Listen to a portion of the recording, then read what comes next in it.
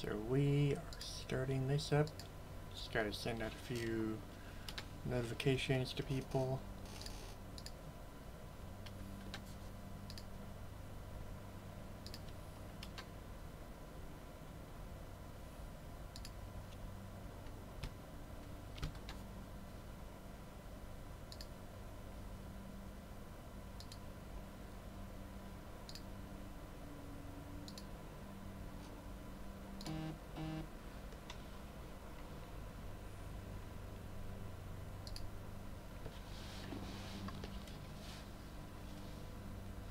Yes, phone, what do you want? Why do you have to send those notifications? Shoot. Anyways. So, just gonna wait real quick for some people to come in. Probably won't wait very long.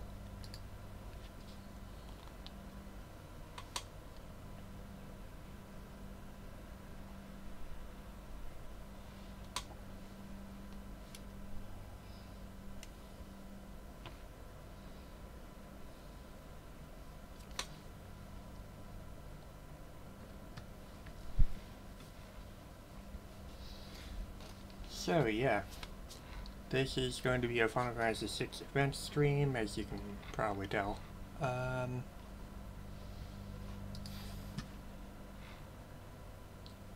So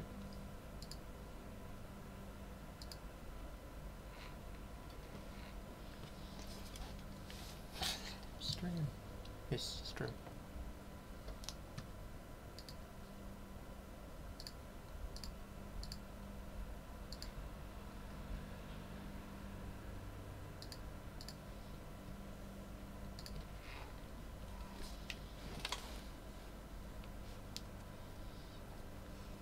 Give it another quick minute.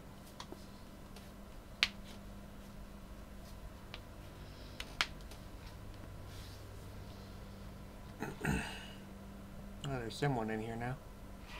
Let's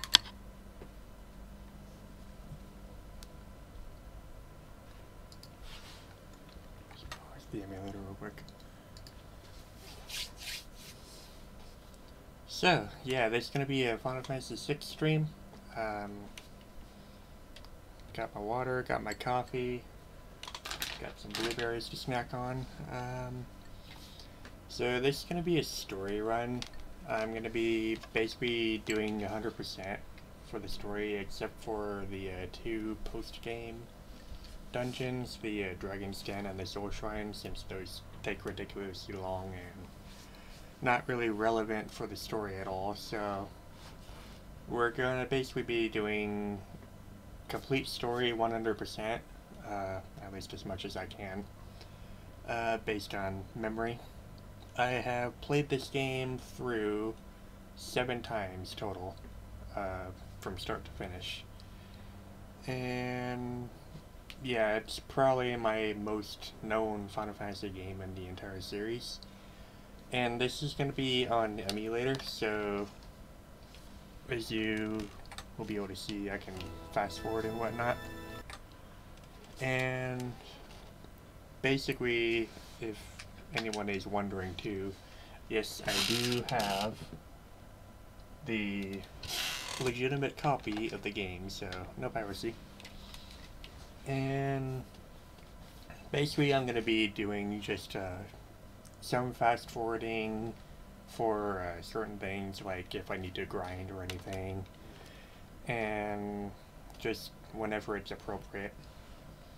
But so yeah, this is going to be a complete story run. I'm probably going to be doing these streams just whenever. It's not really any set time. So yeah, let's get started, and I'll keep talking whenever. Also, I do have my cursor, so whenever I need to like point something out, I have that. And I've got the stream loaded on my laptop, so I can check and make sure it's playing properly, not freezing up or lagging or anything.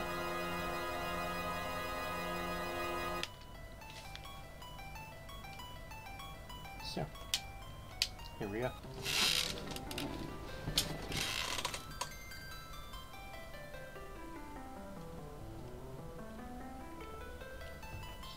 Do a quick check on the delay. 1, 2, 3, 4. 4-second delay. Got Discord on my tablet over there. And we will be starting a new game. So this will probably be going on for a while. I won't be reading any text, unfortunately, so if you came for that, then I'm sorry. But I will be trying to play the game through and allow people to read.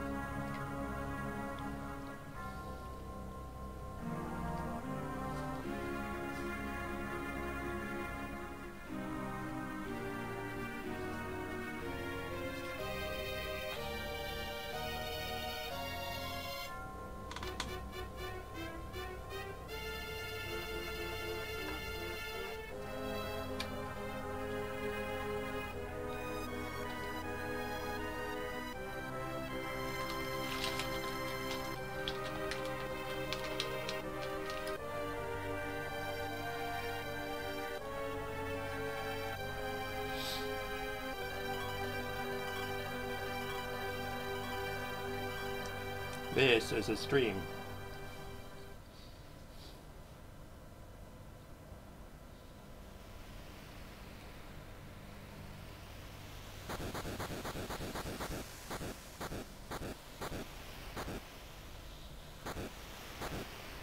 And after this stream finishes, I will be posting it to YouTube. Basically, I'm going to be doing it with every playthrough of this game.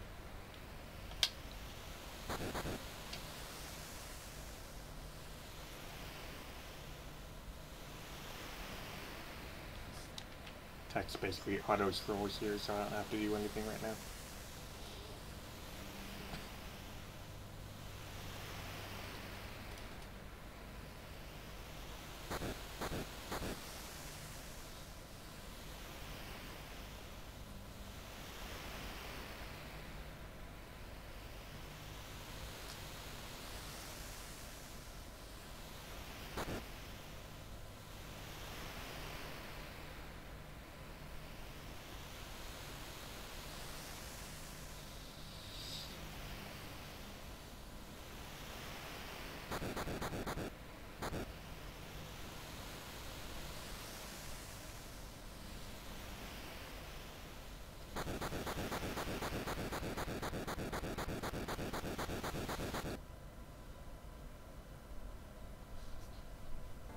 So I'll be letting the opening credits play through at least like one round of the theme, just to enjoy it. And basically, yeah, so I've played this game through 7 times from start to finish.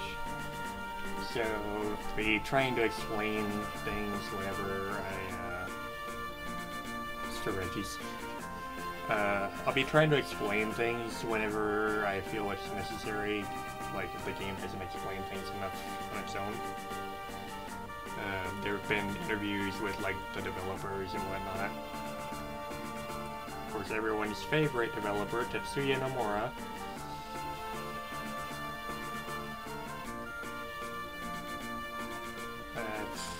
Yeah, very funny with that.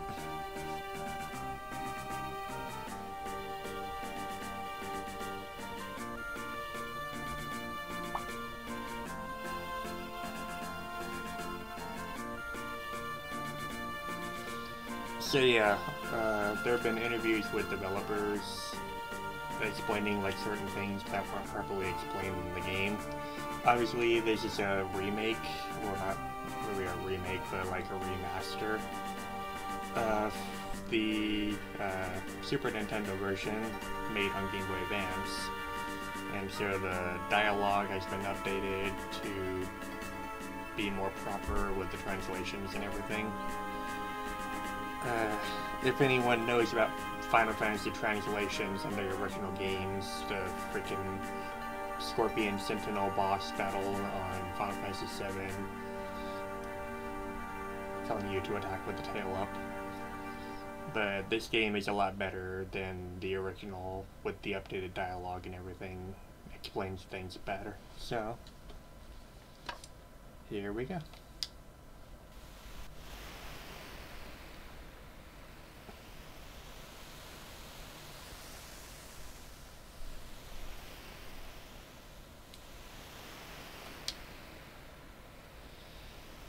So first we're playing this green-haired girl in Magitech armor, and you can't really go anywhere. So basically if you try and stray out the path, you'll basically just be fighting extra guard battles. And of course your Magitech armor can't really fit anywhere. But this green-haired girl is the only one of the three that can use magic. And that will be explained later.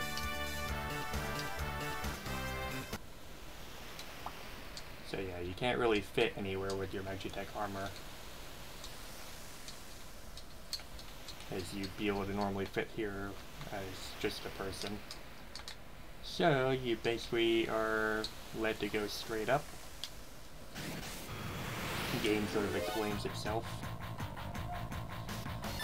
And one nice thing about these games is the early ones basically they're all explained. Like there aren't really any tutorials, this basically is the tutorial, and you basically just do what you can. You learn the game as you play, and the enemies basically, the enemies are weak enough so that if you like make mistakes or you take too long to make choices, then it kind of forgives you for that, at least for now. Battle mode on active because I'm a real player. Just leave that. Remember, because I like that.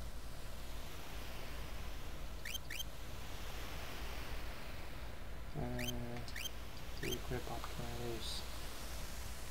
ATB gauge on. Healing attack effect, that's right. I'll just leave that.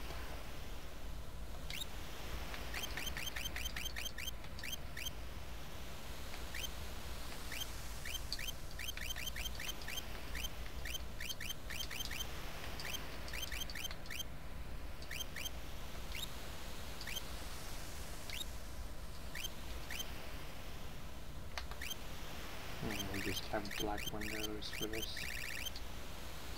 Not completely black.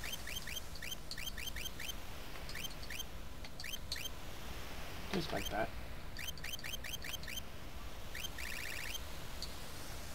And there.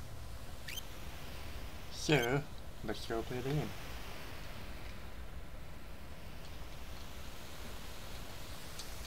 Yeah, so you can't go anywhere else.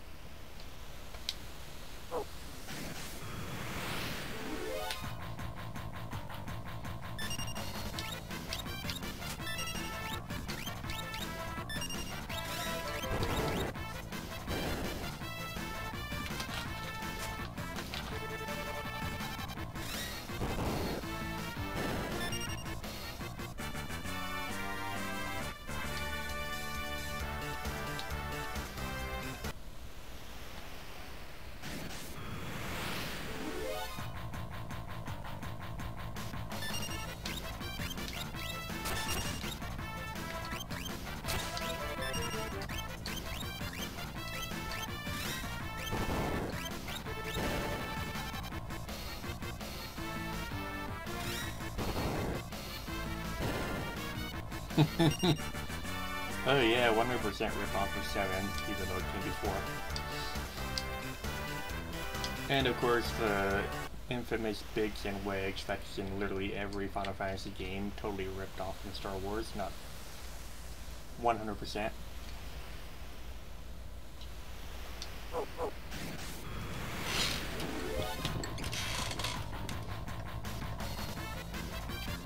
And we have our first pincer attack. Basically, these attacks, if anyone attacks you from behind, you'll take double the damage. So your positioning doesn't really matter here, because you'll be taking more damage regardless.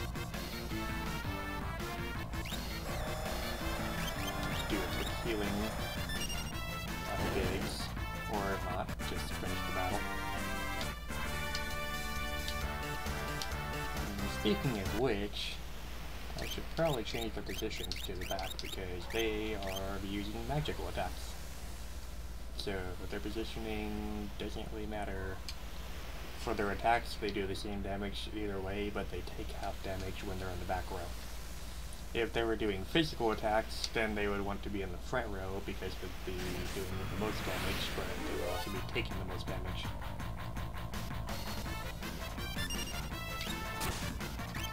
Just gonna do a quick heal so I don't die.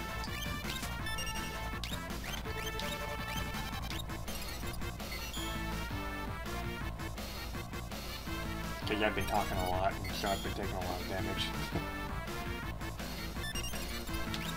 Alright, now let's take these guys out.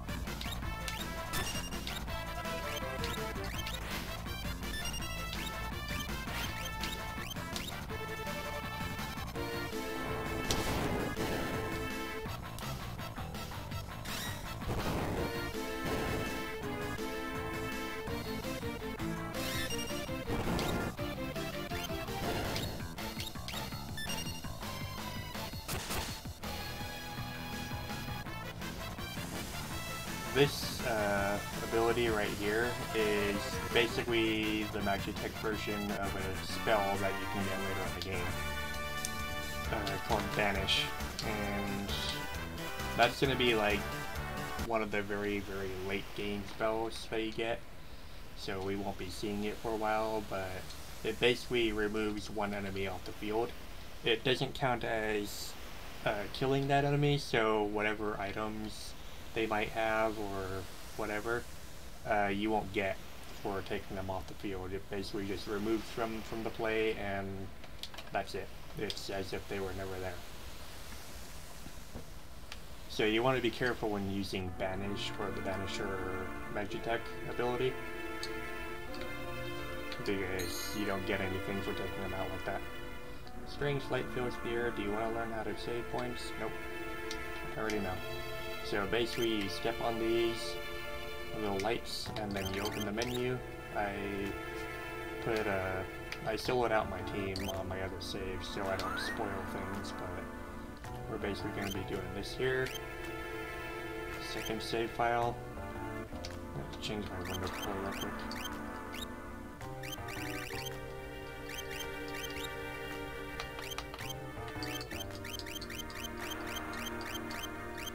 Brighten that up a little bit, make it look better. So, we cannot go here, obviously. And we have our first random wild encounter.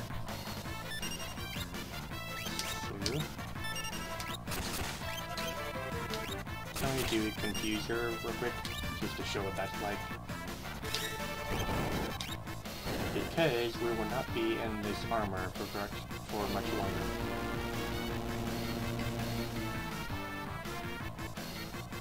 So enemies facing away from you have been confused. So they will attack themselves, like you just saw.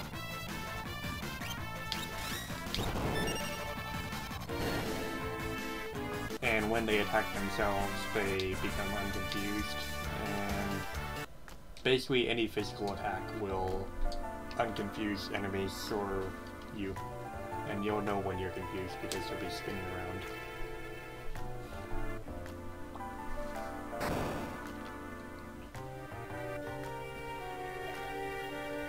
So here we will be getting into our first boss battle.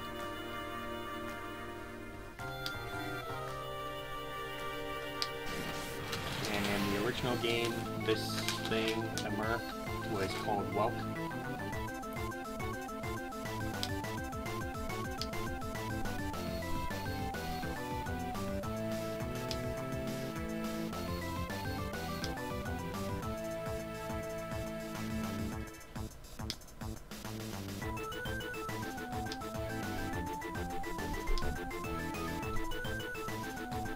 Don't attack the shell.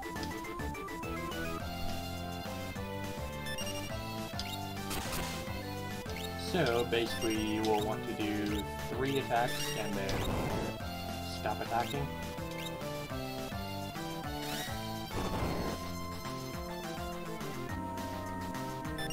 And then just sit there, or frankly not sit there. Do some healing.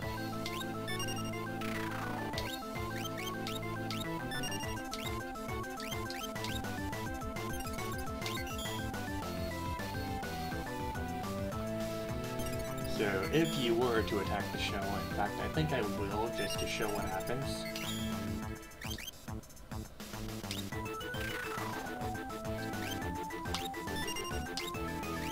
I'll show what happens the next time it goes back into the shell. Pretty sure they won't kill it this turn.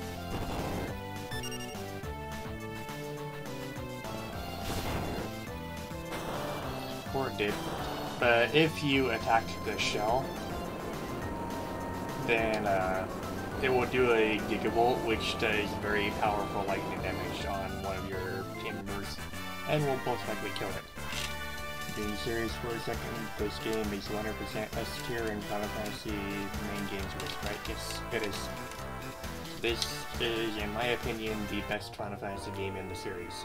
It was the most well written, had the best character development, best music, and it's just a classic, so there's the nostalgia for you to enjoy. And yeah.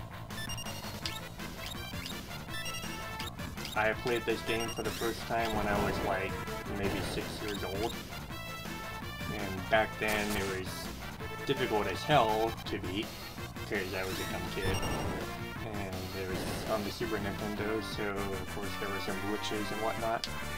This is obviously much has a lot less glitches, and I will shut up for this scene.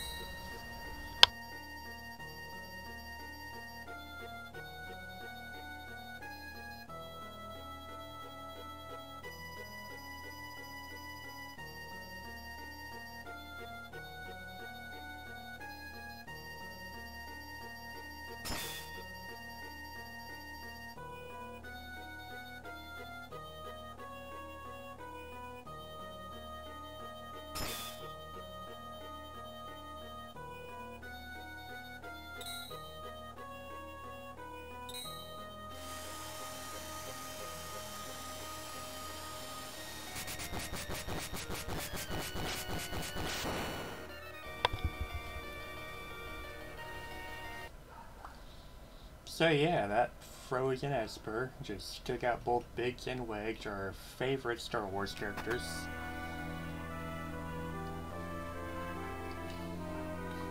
Our friends were turned into burgers. And we just wake up in this bed. So, we talk to this guy.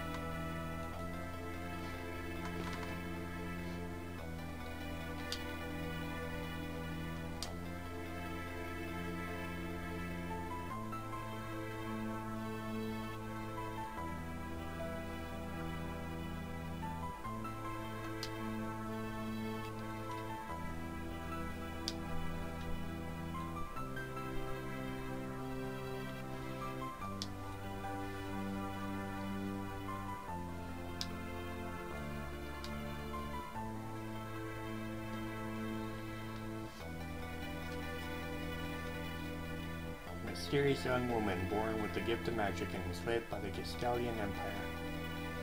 I will not be renaming characters. They will be exactly as they are.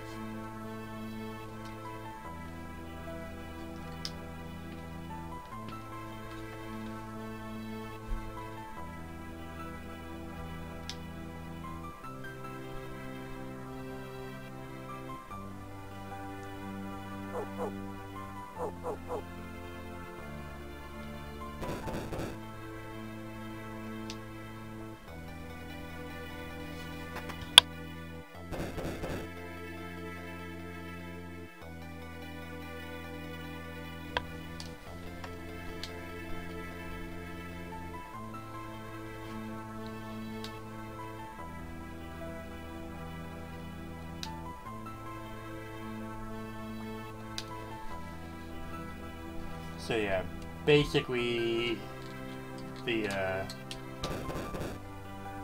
town guards are pissed off because you just killed a bunch of their people getting into the mines, even though you were controlled by the Empire. And those guys are no longer there to do anything for you, so.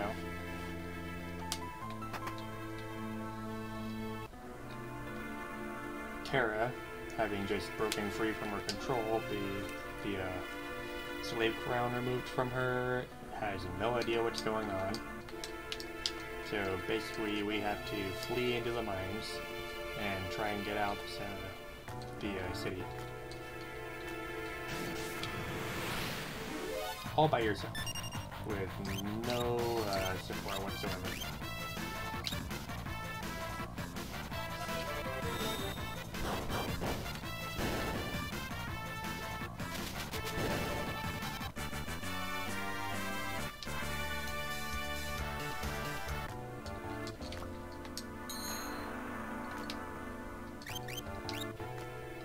So Biggs and Wedge are now dead.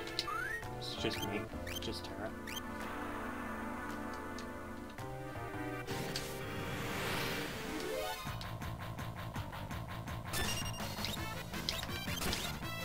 And where are we going? We have no idea.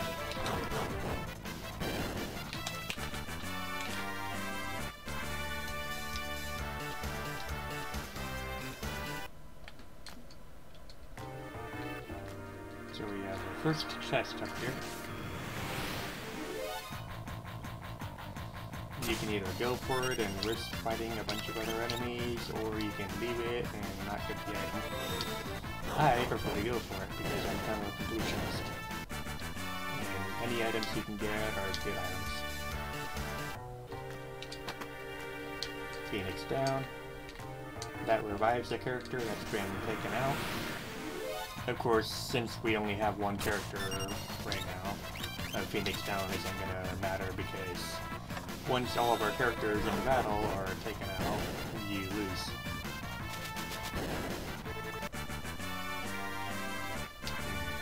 The bandits have a automatic attack on death, which basically they do wrench before they die.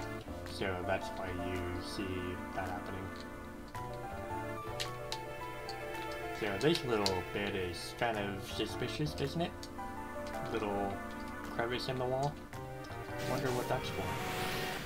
We'll see later. So yeah, you can see I'm taking very little damage because I'm in the back row. And since I'm using magic, I'm doing the same amount of damage whether I'm in the back row or the front row. So Terra, being a magic user, is best used in the back row because she takes the least amount of damage, and since she doesn't have great defense to begin with, you want her taking as little damage as possible.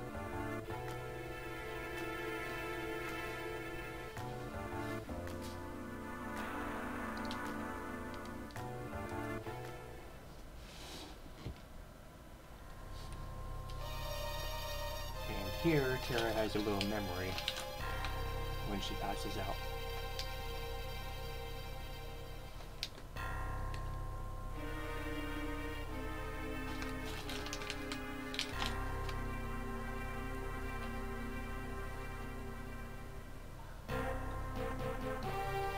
So Terra was being bound up. She had the slave crown put on her by this guy. And now, with the slave crown, she's being used to basically torch a bunch of other Imperial troops. Basically, small fries. And Kefka is basically testing to see if she'll follow orders with the slave crown on. If you remember, Biggs and Wedge said that she fried 50 of her people all by herself. And also, you can see that lady. You'll want to remember her, guys. She'll appear later on.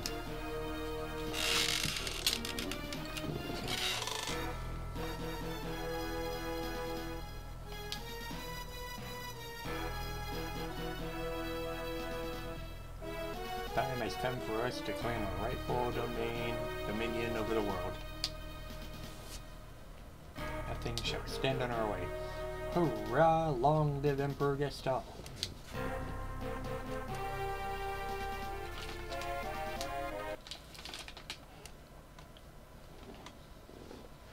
And that is all Terra remembering what happened before she had the, well, when she had this wave crown put on.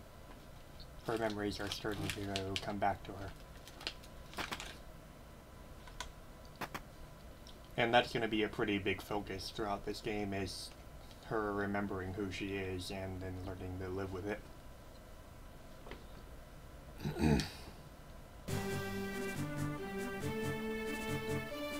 A treasure hunter and trail-worn travelers searching the world over for relics of the past. And here we have luck. 100% not a thief.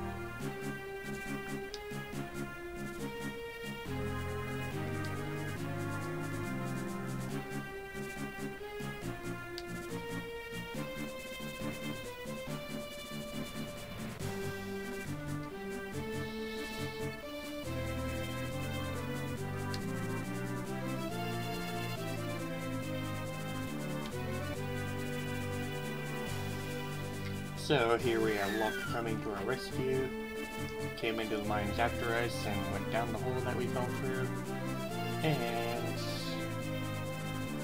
now we've got trouble.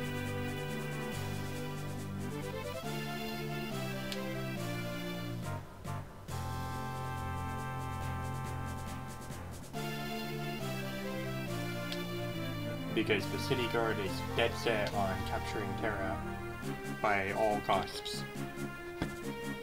Because of what she did, even though she wasn't in control of herself.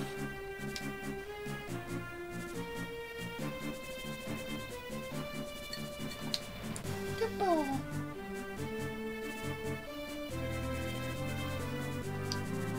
And as you can see, you can keep skipping tutorials. This is a pretty good tutorial to go through if you don't know, but I'm going to skip it because I do. You basically just hit X to switch between parties, and you control each party individually. So basically the point is to set each party up in a position that they can intercept the guards so that they don't get to Terra. Because once the city guards get to Terra, that's game over.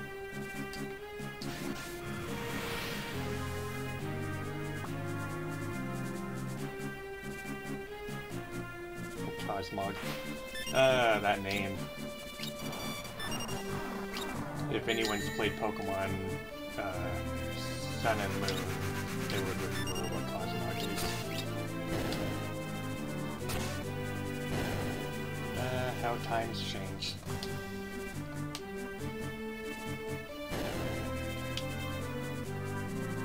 So we'll intercept this guard.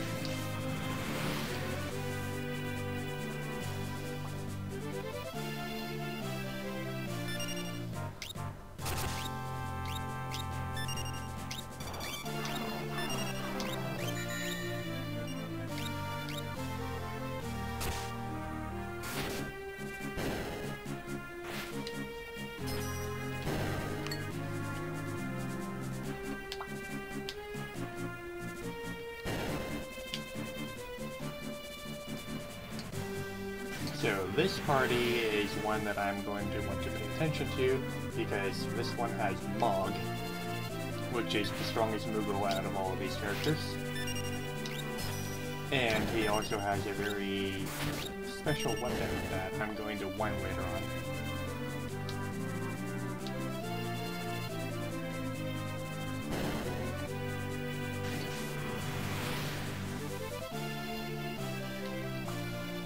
So basically, I'm just gonna start doing dances because they're a lot stronger than regular attacks. And each dance on the first try has a 50% chance of working. If they fail, then the second try is a guaranteed success. And basically it turns Mog rogue, so you can't control him, but he basically just does a bunch of very powerful attacks and healing moves and whatnot. All on his own, so you just control the other characters in the party while he's doing his own thing. I'm gonna start stealing from these things. Potions are useful. Yes, Locke is totally not a thief. He is a treasure hunter. He has never done any thievery ever.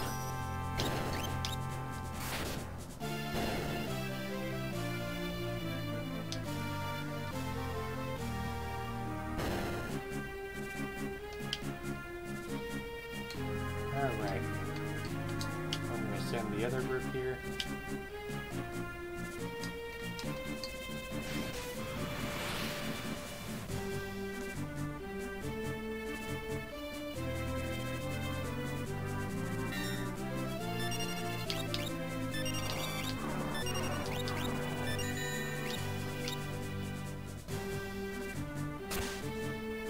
And if it turns out that you wind up dying, like all of your party members fall during this segment, then you just get teleported back to the pack.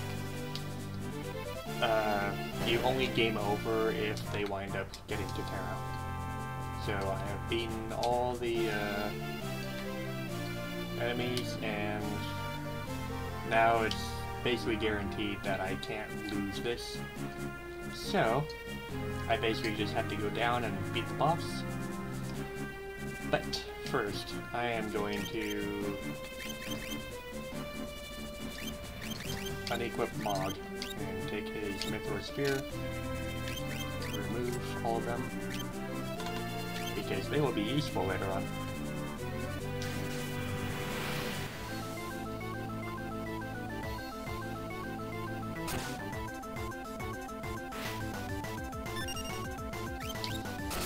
Have him dancing while the others just attack.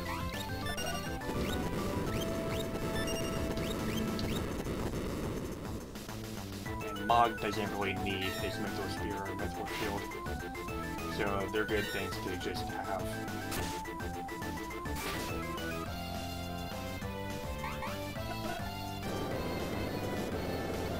And Snare is another move that removes the enemy from the field, so I won't be getting anything for that, but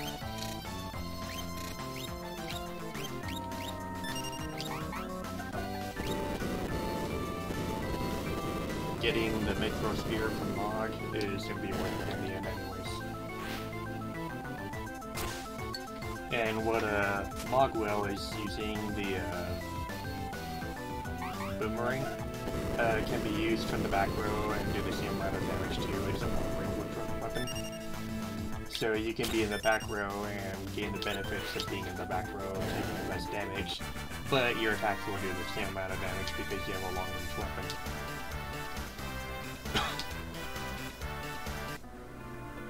So now we won. This segment is complete, and now we have Mog's weapon.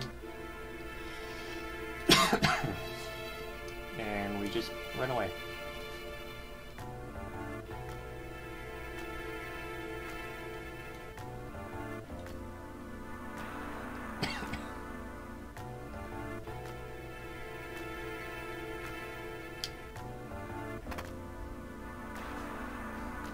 So now Locke opens up the entrance so that we can get out.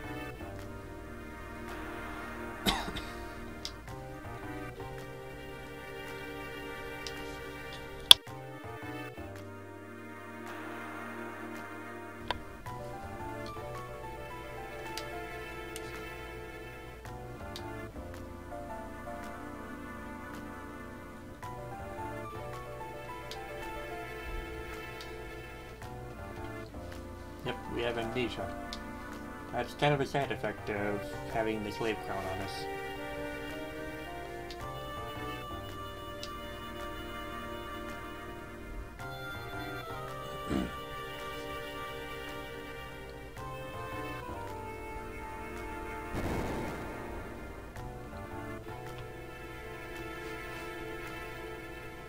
Alright, so now we have Locke and Terra with us, and if we were to try and go back into the city, we basically get chased back out. We don't want to go back because that's not a good thing for us. But we are going to go to the school first.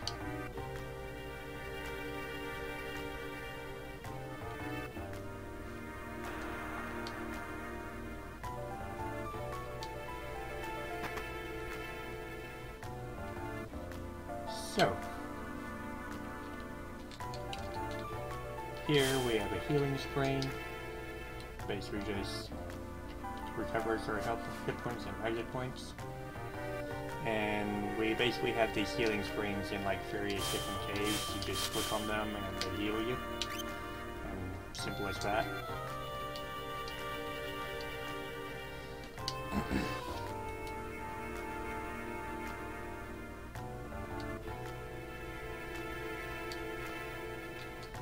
So this is basically the game's big tutorial and whatnot.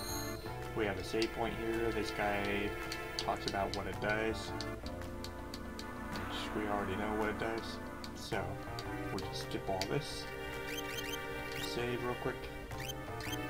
Do not save over my other file. And yeah. So I'll be going through all of these tutorials and whatnot. That's an item, something useful. But I'll basically be just going quickly through the tutorials, and when this video goes up on YouTube, you can pause it if you need to read through them and whatnot. Hi, Flight Terminal.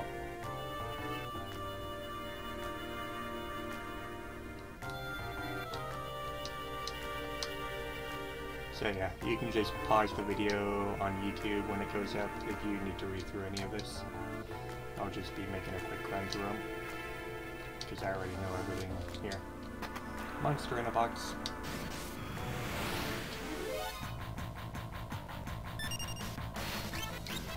And I'll just omit using magic for now.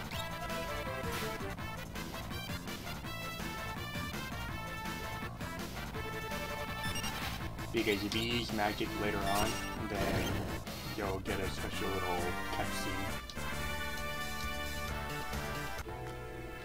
And I want to show that.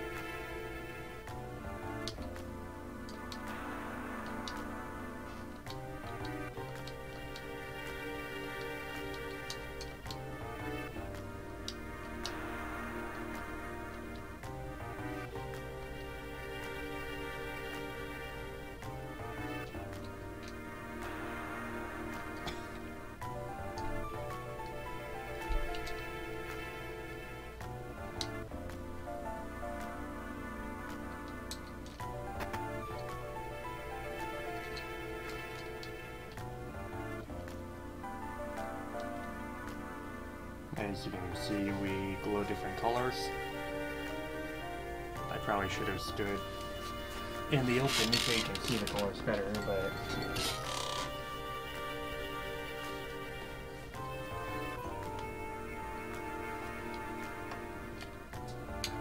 I'll just do it again so you can see the colors better.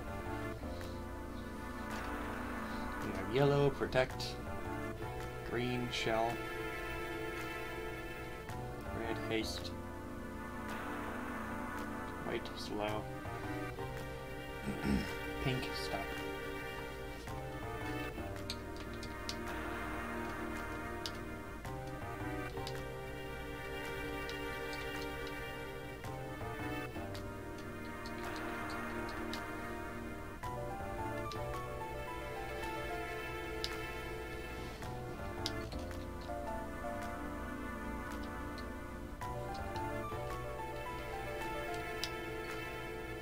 This guy explains the rows.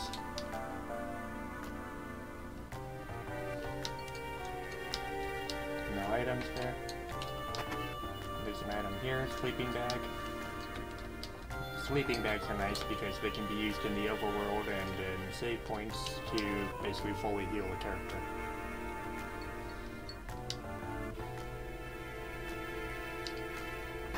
And there are also tents that you can use in the save points in overworld that will heal your entire party.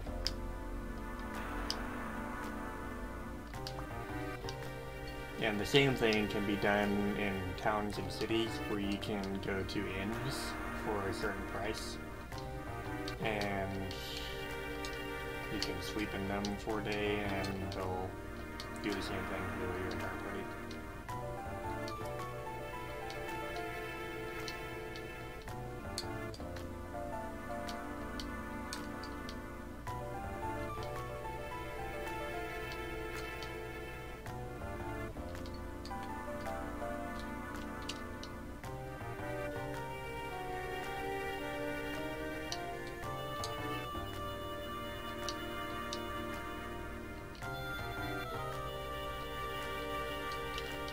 No items. Potion. So these are basically advanced lessons. They're for when you've played the game for a while and whatnot. Do another quick heal. And we're basically done in this city. So now we will be going out to the overworld.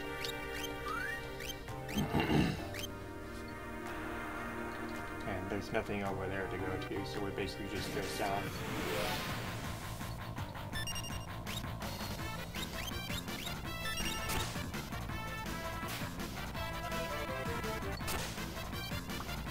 Yeah, getting as many potions as we can from stealing is very useful. No items.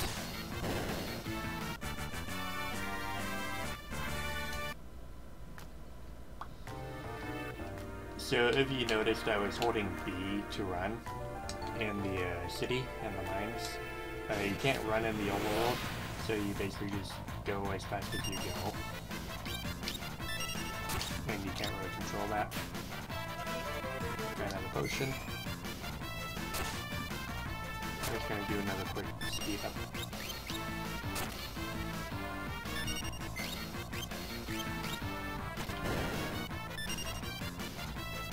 And you probably saw the screen flash when Terra did an attack.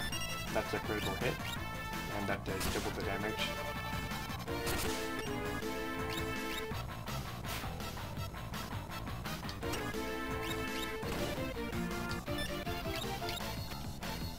No items, so we'll just attack it, take it out.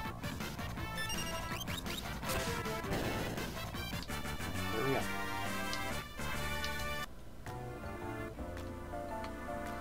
And now we're going into the desert. Deserts are the most dangerous part of the overworld because they have a lot more dangerous enemies. So you want to be careful whenever you go into a desert because it's not safe there. Here there be dragons. Got an antidote. Don't really need that right now, but it's useful. I'll just attack.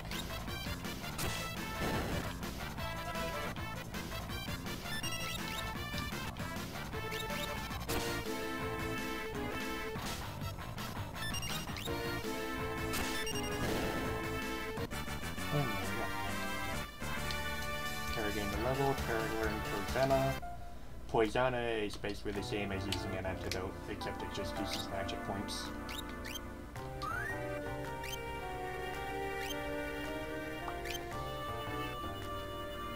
And Terra and another character you'll meet later on will be able to learn magic just as they level up.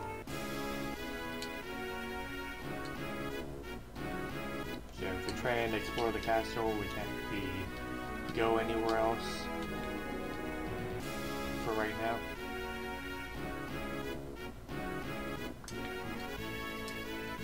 try and go down here. No can do.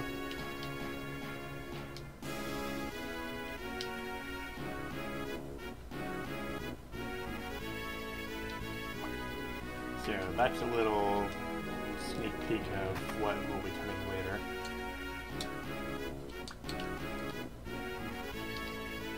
Go and speak to the king. So yeah, you can't really do anything until you talk to the king.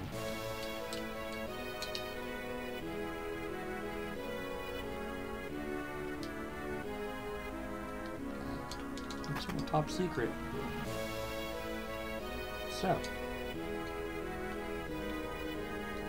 just gonna make a quick trip up to the top, grab this chest, Phoenix down, that's useful. And this is the top of the castle, nothing really up here. There will be a scene up there later on, but we'll worry about that when it comes. Yeah, everyone tells you to talk to the king, so we will be talking to the king. Hi, king.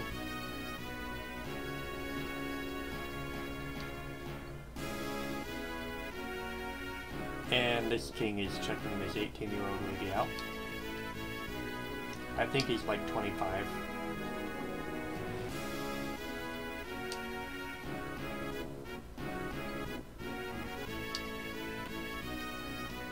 So, I forgot to read that, so if you want to pause it later on, you can.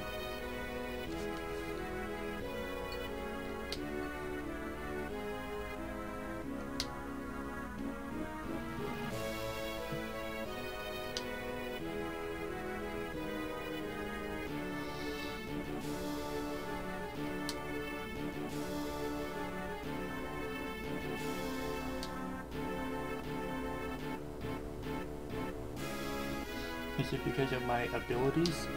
What abilities? We don't know about your abilities. What are these abilities you speak of?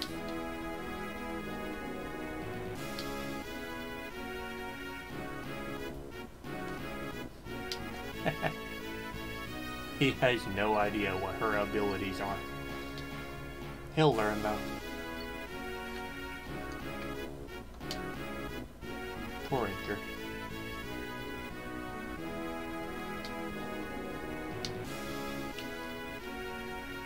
Feel free to wander around the castle.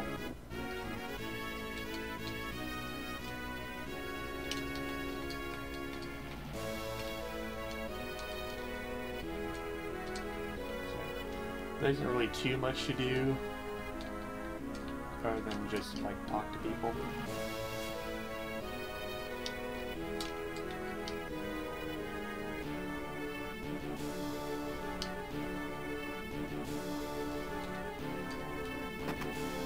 Here we have a couple of shops, but I will be buying these. I'll just buy these right now, I think.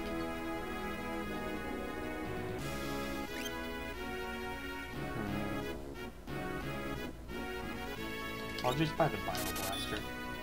The Noise Blaster confuses enemies, but I don't really care for that. The Bio Blaster does poison damage. Take the potion.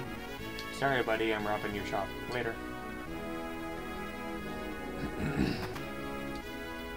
Give me items. Items. So, as I said, the 10th you can use on the overworld and it'll fully restore your party. I suppose you'll get one. And we already have 4 sleeping bags. So that's basically a full party heal. Gold needles will restore from petrification, which is a status that we'll be getting long into the game. So we don't need to worry about those right now.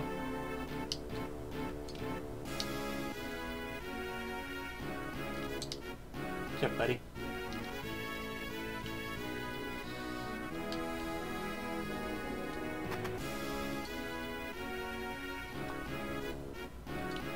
Library.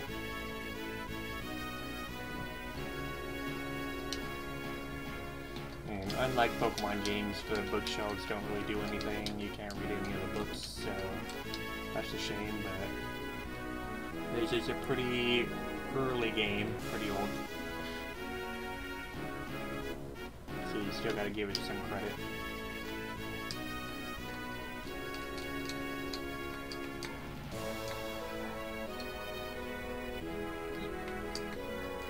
I wonder if people can hear the dogs barking outside. Neighbors' dogs.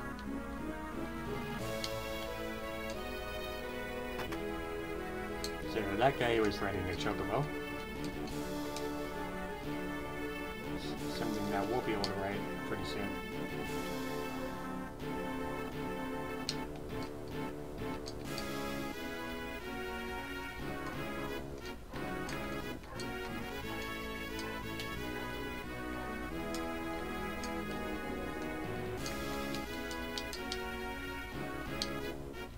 Another chocobo rider. We can go around the back of the castle.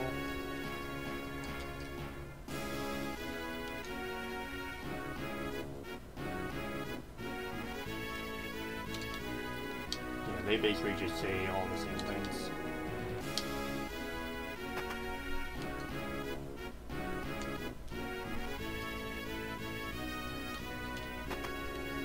Here we have an inn, we can just come here and sleep.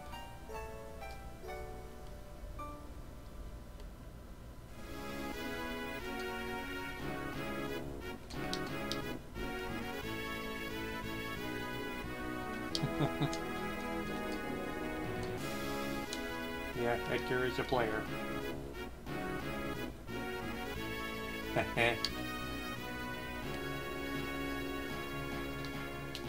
Oh yeah, he's made a pass. He's made quite the pass. So yeah, that's basically all the exploration we can do. I think we still can't go into the dungeon.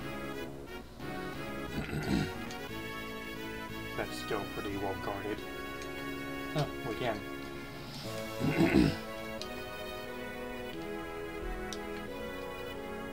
So.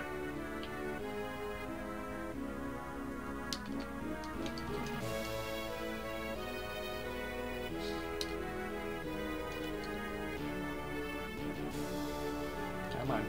Come on. Get it down here.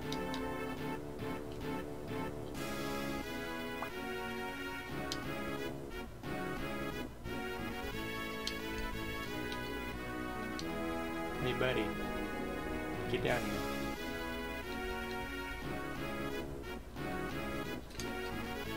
No items here. Of course no items.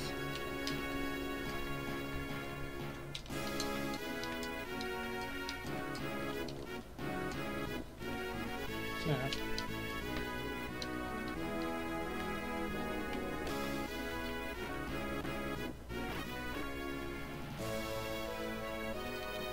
don't trap me in here.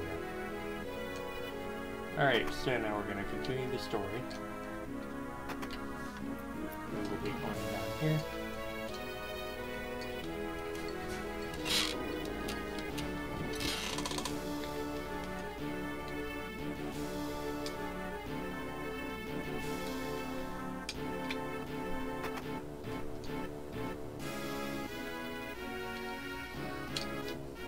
Talk to this girl here.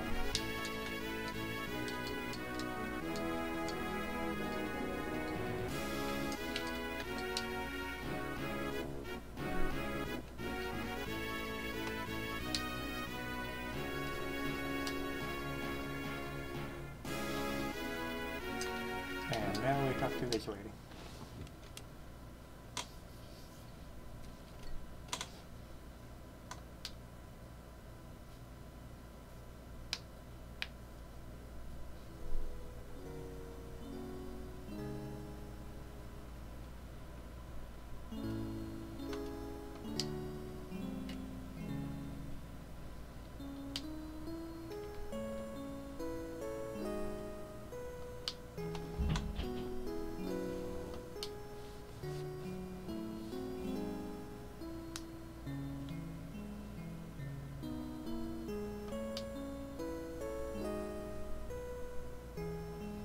Edgar's twin brother who traded the throne for his own freedom. Sabin Figaro. And Edgar is Edgar Edgar Figaro.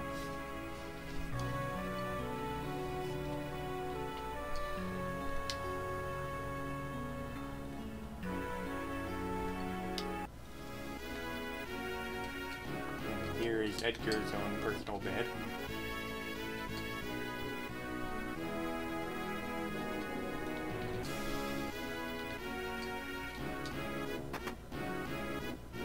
And now we just go back up and talk to Edgar again.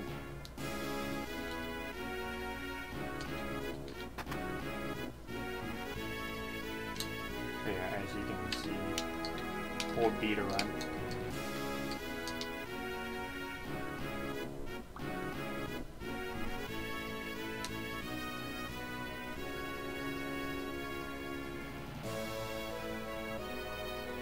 Flip of a coin. Remember that, because that's going to come up later.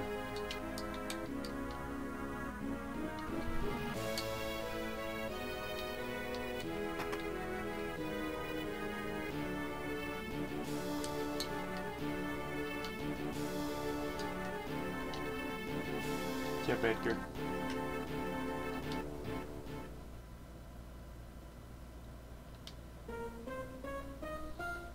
Kefka, no doubt. Kefka Palazzo.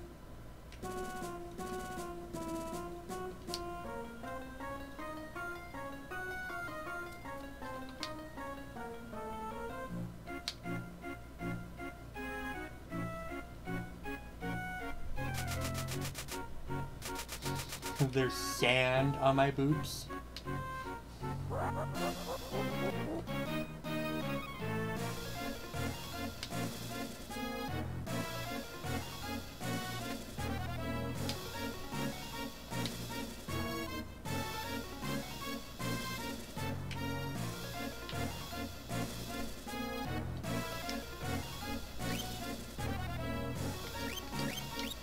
Hey, so, you remember that mithril spear that we took off of Mog? And the mithril shield? Yeah, we can use those now. And they're very useful. They're incredibly useful. Can't talk to Locke. Just kinda have to go back row, please. Because you have weapons that you can use in the back row.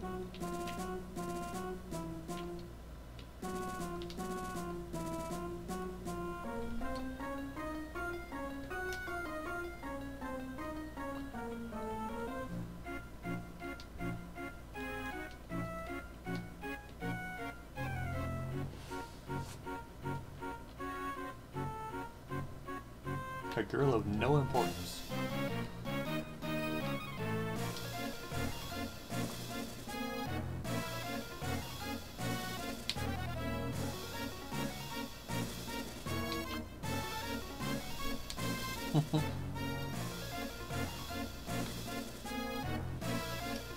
There are more girls here in sands of rain in the desert. Man can possibly keep track of them all.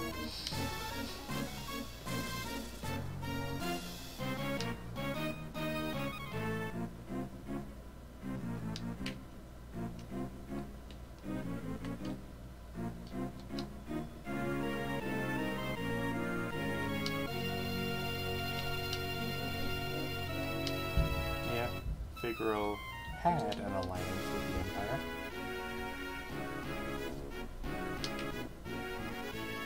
Now things seem to be turning sour.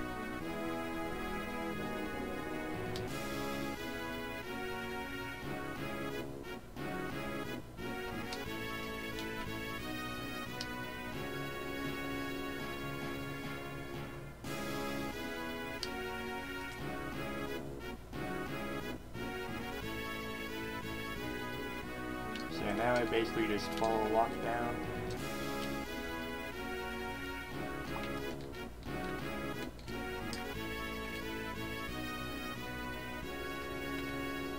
Technically, you can actually go around in front of Locke and go down the stairs before he does, but I didn't get that. So.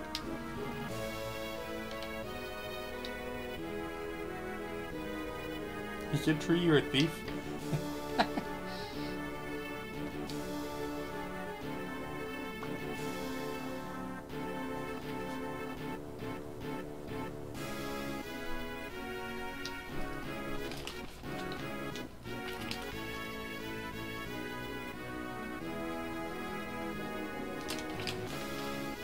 That's what that city was called, Narsh.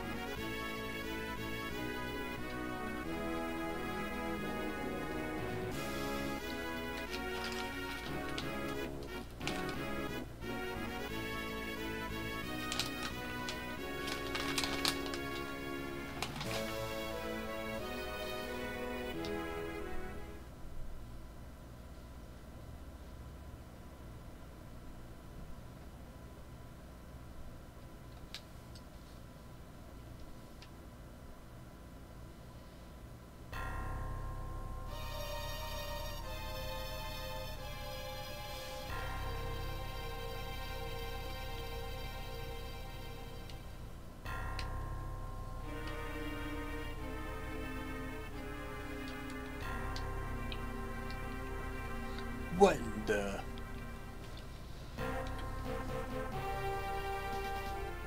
Fire.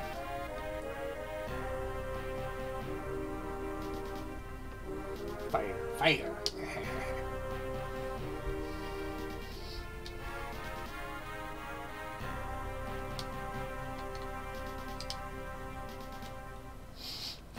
Oh God. They did the Preface and back.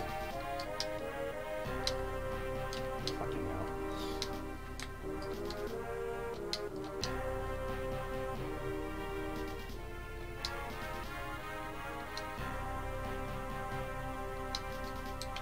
Yeah, Kepka's a complete lunatic.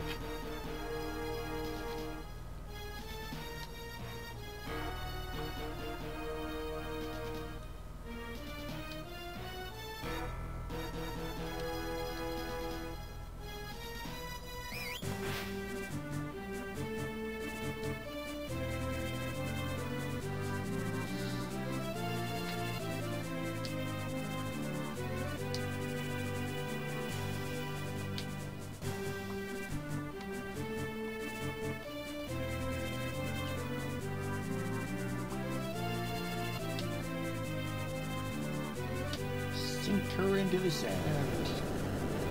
Yahoo!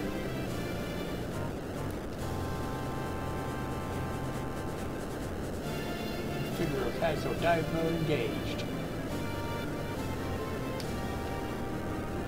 Witness the glory of Figaro.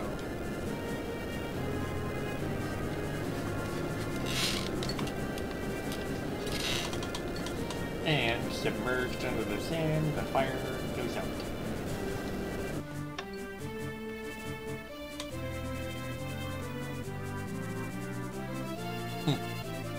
Now Kepka's pissed.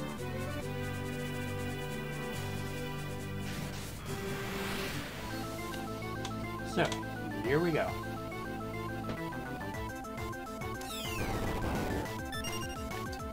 Ouch. That didn't work out so well. Yeah, let's do a Phoenix down on Mog.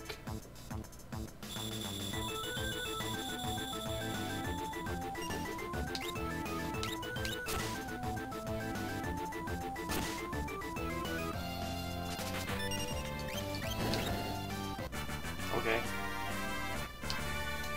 I guess we just take him out in 2 hits. Fine. At least Locke was alive when we finished the battle, so he got the experience. If a character is knocked out when the battle ends, they don't get any of the experience from it.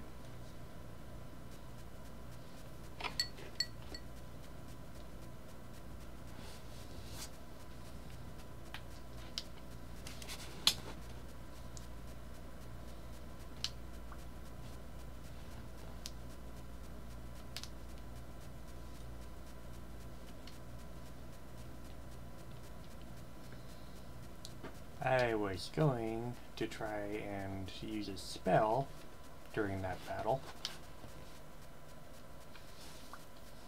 but Locke ended up dying and I had to heal him, and then Edgar just killed him with 2 auto crossbow hits.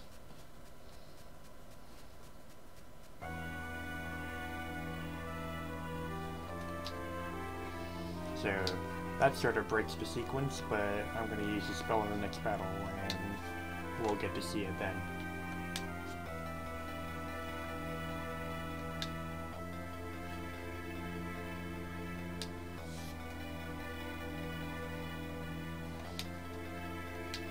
See, the way the game is supposed to be played is you use magic during this battle and they find out and they freak out. And so then that leads into this scene where, hey, she can use magic and that's amazing. But I didn't get that, so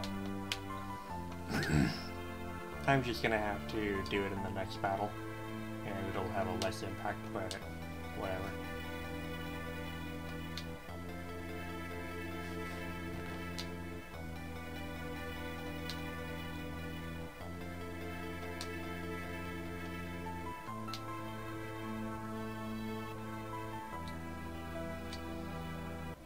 Alright, so use the recovery spring, just as we learned in the tutorial. So, this is where you can do some exploration, but you don't want to do all the exploration you can immediately, because that tunnel right there has an item that will change later on. It has a chest, and basically this game is, if you take chests early on, then you just get the initial item, but if you leave the chest and then go back to it later, the chest will have a better item for you to take advantage of. So, this is a game where you don't want to take all the chests immediately when you first see them, you want to leave some of them. So, we will not be going over there, instead we'll just be going through the cave. Because that chest has an item that will be useful in the later battle. So, let's use a bit of magic and watch what happens.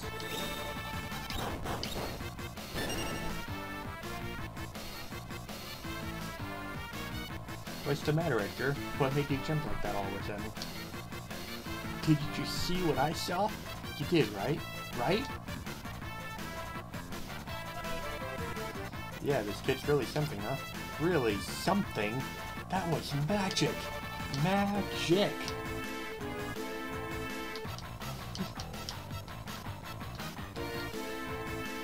Magic? I liked it better in the original game when on this mess where it like scrolled down a list of M's. It was funny. She used magic? Whisper, whisper, whispers. Tara. Your name was Tara, right? Duh. What? What exactly was that just now?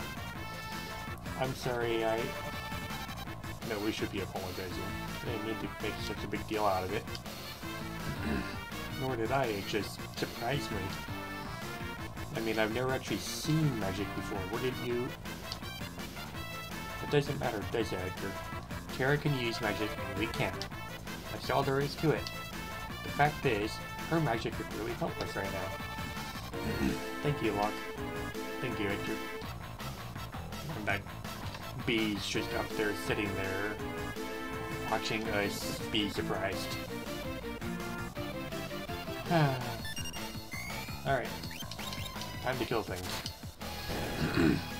So yeah, that little scene would basically lead into the next scene where they talk about how her magic can really help.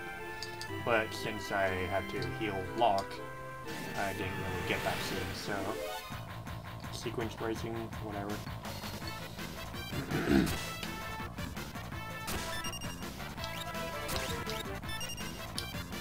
And by the way, also back attacks like this, when you have a back attack, which is basically you're on the left side of the screen, your ATB gauges will basically be at the beginning, and you'll have, you're basically, it's a back attack, so the ATB gauge is set to 0, and the enemies get their first attacks off immediately.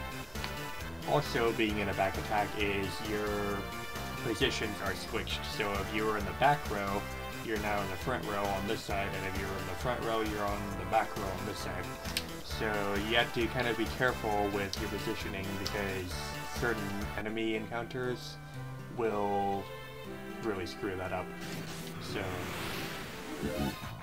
this game isn't just set in stone and you do what you do and that's it. You need to consider all the possibilities.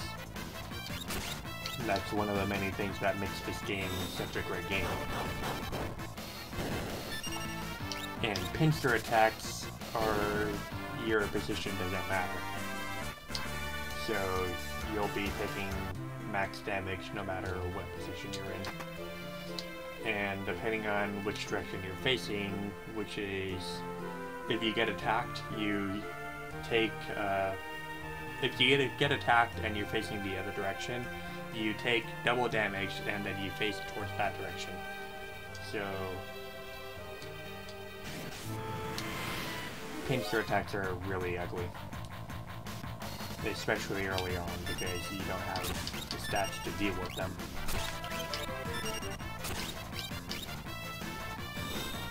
Oh, in case people didn't notice, when you select magic and you do a target, you can hit L or R and it'll target everyone.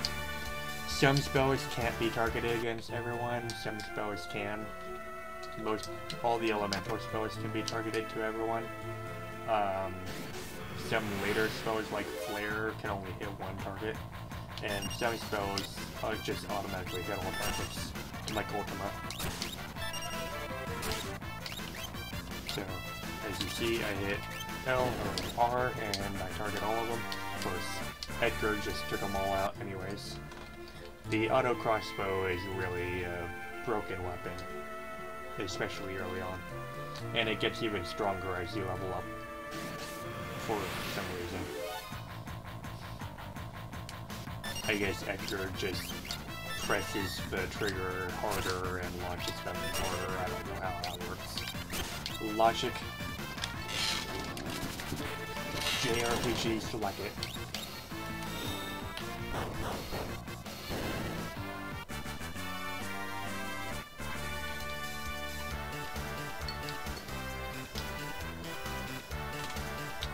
So I will probably be getting to the Returner hideout, and then I will stop for the time being and call it a day.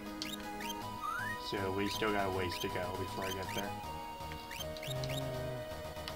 Change up some equipment.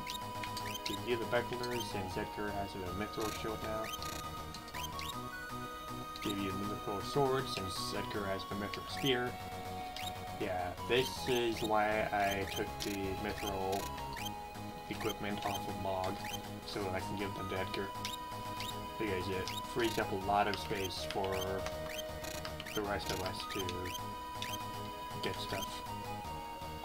So, here we have our stats. We have strength, which obviously deals with how much physical damage we do with our attacks. Speed, which deals with how fast the ATB gauge fills up. Stamina, I don't remember what that is. I think that's how well you can deal with status effects, like poison and whatnot. And like healing spells will also do more healing if you have higher stamina. Poison will do more damage if you have lower stamina. I think that's how it works. Magic is obviously how much magic damage you do. Of course, Edgar doesn't have magic, so it doesn't matter. Attack is basically decided on your weapon. So you give a weapon that has better attack and you do more damage with it. Defense is decided on your armor and your shield and your helmet. Evasion is also decided by that, and that basically deals with your physical evasion, how well you can evade attacks. You can actually hit 100%, and so you just don't get hit by any physical attack, but we're not going to get that way for quite a while. And magic defense, how much damage you take from magic attacks, magic evasion, how well you can evade magic. So yeah, your strength, speed, stamina, and magic are all your personal stats for that character. And there will be things that you can get to raise these higher. So basically you, later on in the game, when you get those things that allow you to raise your stats, you can basically do your stats the way you want, and you get full customization of your characters. So if you want like Edgar to have a lot of strength, you just give him the thing that gives him a lot of strength, and then as he levels up, it goes up higher. We will talk about those later on, because it's going to be quite a while before we can get that. But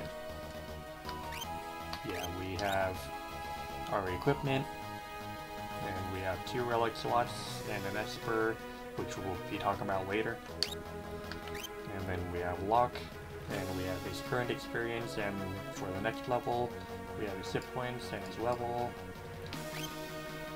And then we have Terra, and she actually has magic points because she has spells. She can use magic, the other 2 don't. So, that's about it for the status menu. Obviously, formation is front row, back row, and then switching them between. The placement, I think, has like minor effect on the battle. Like, enemies will probably hit people in certain positions in the party, so you can rearrange them to sort of modify that, but I don't really know exactly how it works. So Locke will stay in the front row because he has a regular physical attack. Edgar and Terra row remain in the back row because they have magic and the auto crossbow. Config, obviously I got that. Quick save just lets you quick save and go back to the menu. If you're in a place where you can't get to a save point, you can just quick save, go back to the menu, and then the next time you load up the game, you'll load up your quick save, and then the quick save will be deleted. So that's nice if you like have to leave really quick and you can't get to a save point. You have the quick save to do that. We have items, we'll just sort them. We can rearrange the items, or we can use the items. We won't do that. We have rare items, which are just like key items. If you play Pokemon games, the key items are just like story things. They don't have much effect other than that, they're just lore. A pendant worn by the girl who highlights the magic tech armor, and that girl will be Terra. So, we have abilities, magic, and we can use Terra's magic to like heal. We have Poisona, which heals poison, fire, which we can only do in battle, and we have a very long list of magic that we can get. And Espers, of course, we don't have right now, so we'll just go into that menu later. And we already did our equipment. Relics we'll also get pretty soon, so I'll talk about those when we get them. So, let's continue the game now.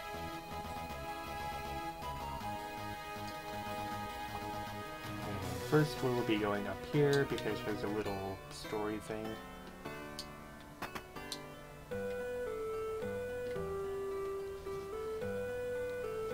What's that smell?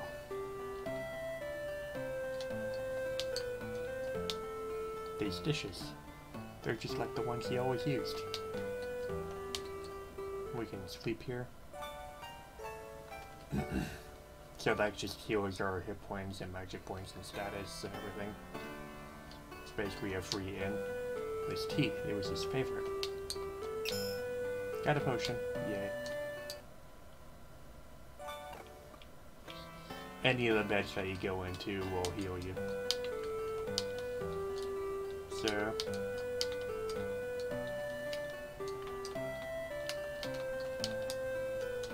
that's all the stuff that you can check out. These flowers, he always liked these.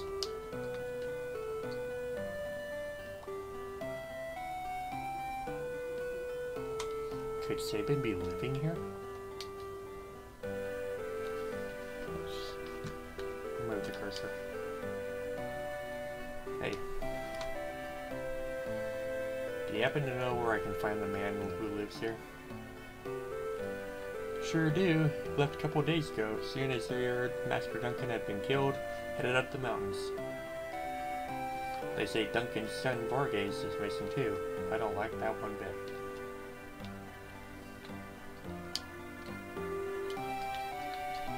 Got some vegetables to throw in here. So yeah, this is Sabin's house.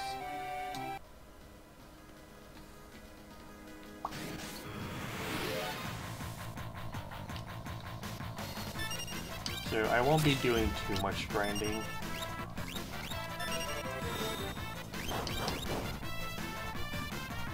But I think I will probably try and get to like a certain level. What level am I at right now? 7? I suppose I'll try and get to level 10, and so I'll just do a quick grind. Also, that was a pincer attack on my part.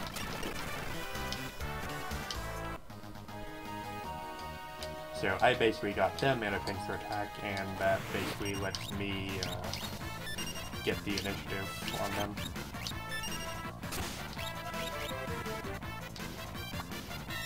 This monster is pretty strong, so I want to be careful. And what you saw with Edgar using his shield is he basically blocked an attack. It was his evasion percentage getting the roll, so he was able to successfully evade an attack. So yeah, these are called side attacks when I get the pincer.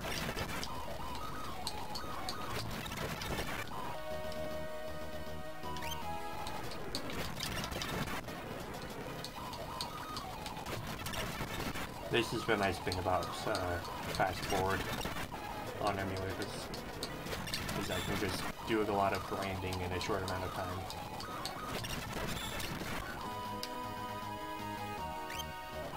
I'll just get those two up to level 10. You stay in the back.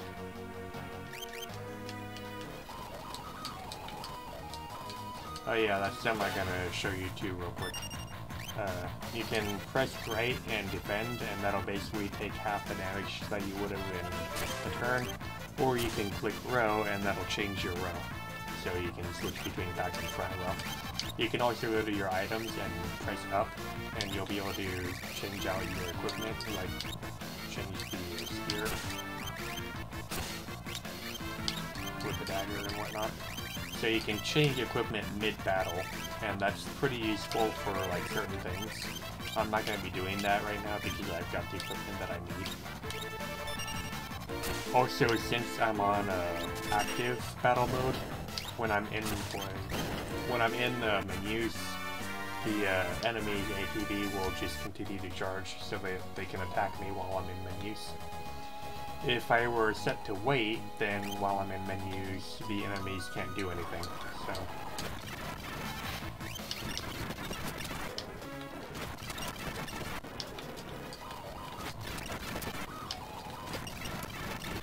But I like keeping it active because it gives a little bit more of a challenge. And Terra died, I completely missed that. So I'm just gonna run. And you can hold L and R to start running. And basically how running works is each character has an invisible run bar that fills up while you hold the L and R. And I think that's decided on your agility. So basically when that gauge fills up that you can't see, then once their ATB gauge fills up, they will automatically run away. So yeah. This game's got a lot of interesting mechanics. So, Now we will go to South Figaro, do a quick save.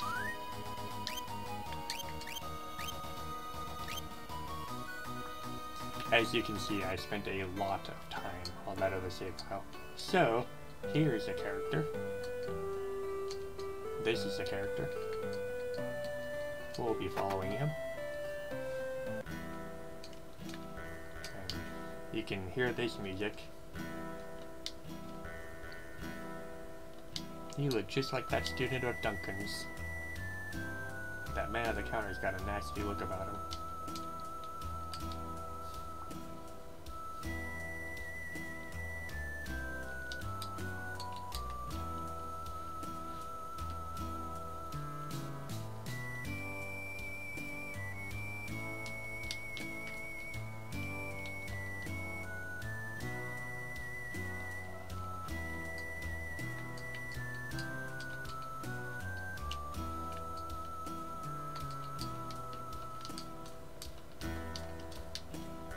You can't talk to the dog yet.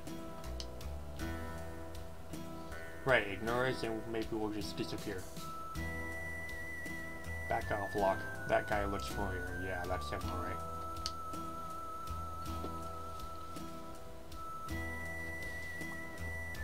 He comes and goes like the wind, swearing allegiance to no one. Hidden behind his wintry gaze lies a face known to none who live.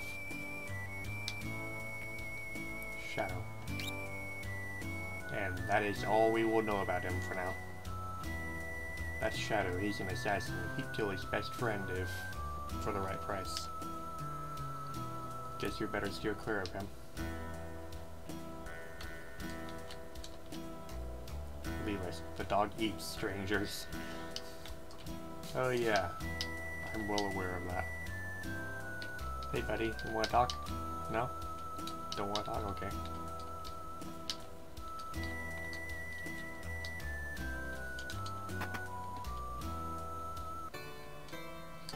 And here we have an inn. We can sleep for 80 gil, but we won't. But basically, let's chat with this guy.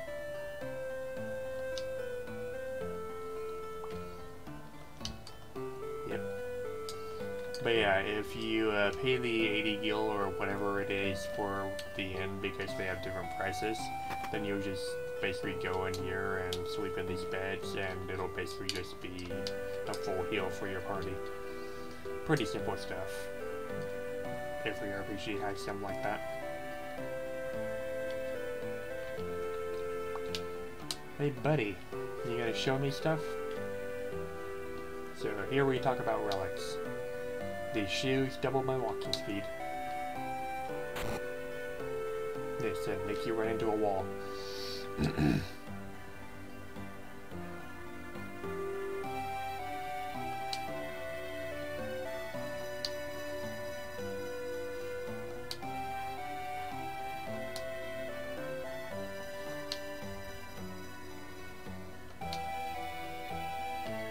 Thank you, Mog.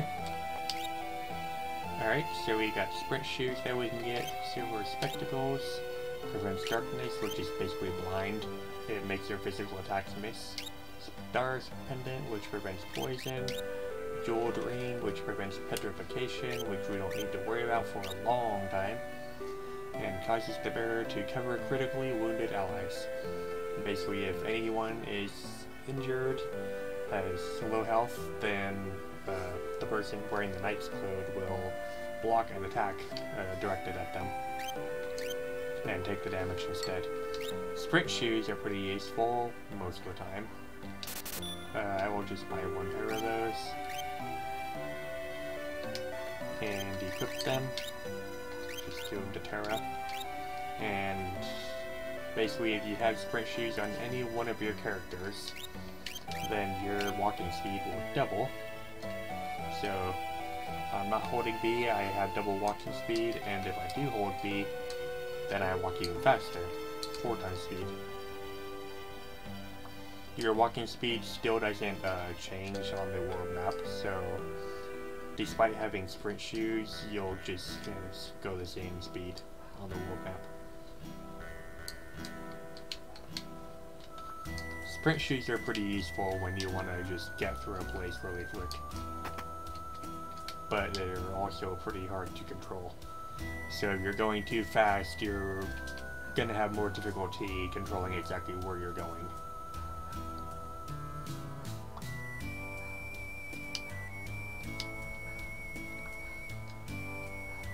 Yeah, so this guy I'm gonna be talking to later on.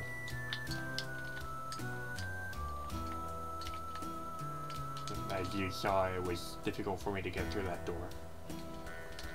Alright, so I'm just gonna follow that guy.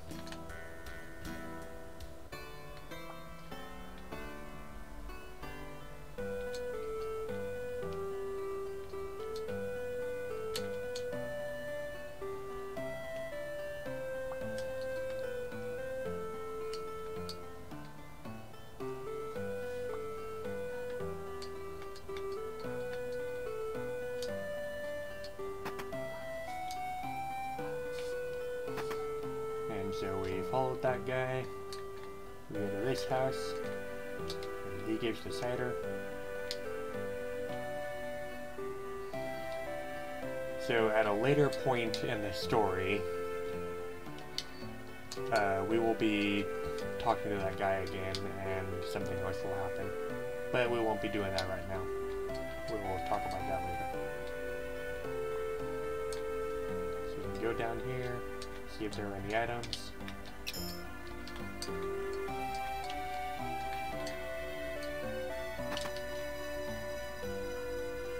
We can go at the back.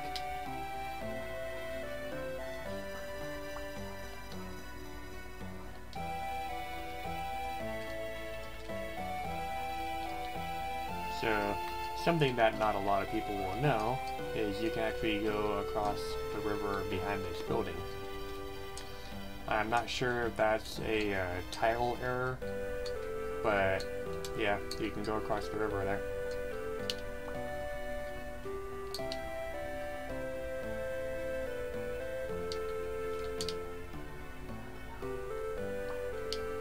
Beyond Mount Corpse lie the Saber Mountains.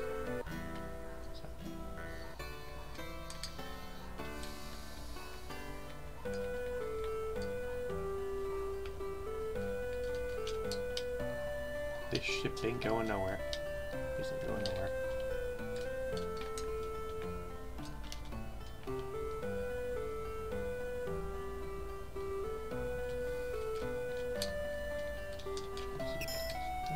Antidote. So here we have a chocobo stable, and you probably remember when I was riding the chocobo earlier.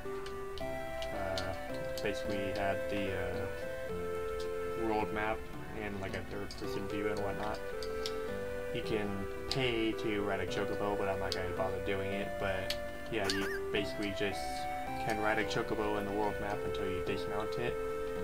There will occasionally be like chocobo stables in some forests that you'll not know about until you get to them.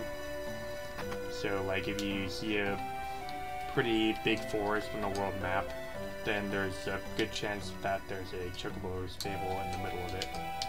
And so you'll have to go to that middle tile to see if there is one. And different stables, so like inns, will have different prices for chocobos. So I'm probably not going to be using chocobos at all in this game because there's just no point for me to do it.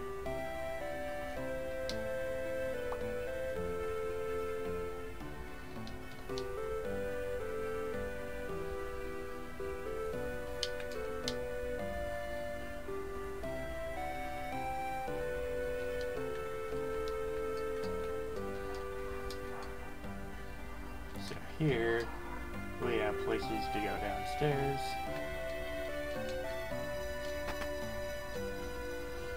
Technically, we're not supposed to be here yet, but I decided to come here just to, you know, check it out.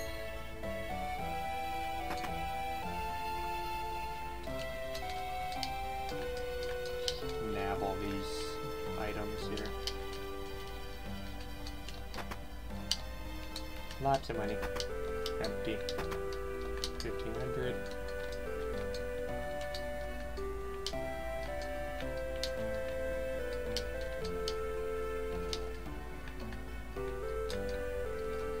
And that clock will have something later. I won't talk about it right now, but we are technically not even supposed to be down here yet because we're not supposed to know about this place.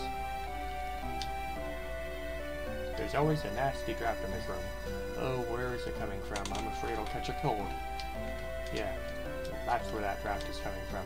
So she sort of clues you in on what's behind that chest, and I think later on there will actually be a draft that you can hear as you approach it. It'll get louder, but I'll show it when we get to that point.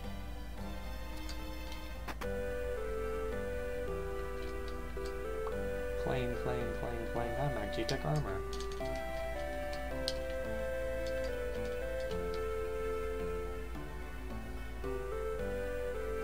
Even generally, generally, I forgot what I was going to say. Yep.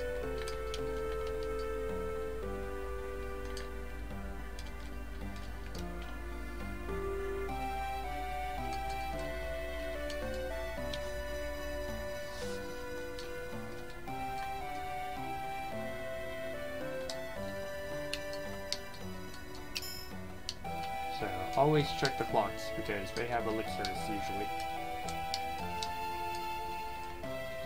It's sort of a meme, the old clock elixirs.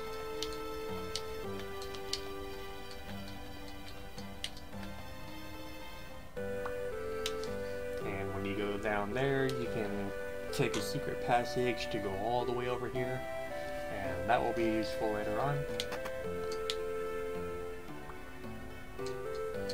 That's where the secret passage is.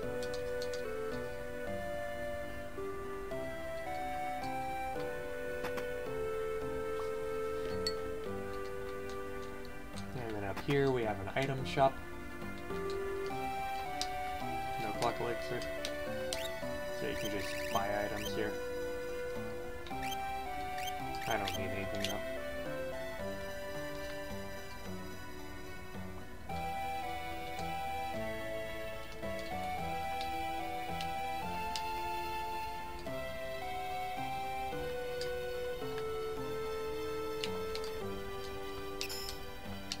Teleport stone. Those are basically useful for escaping battles.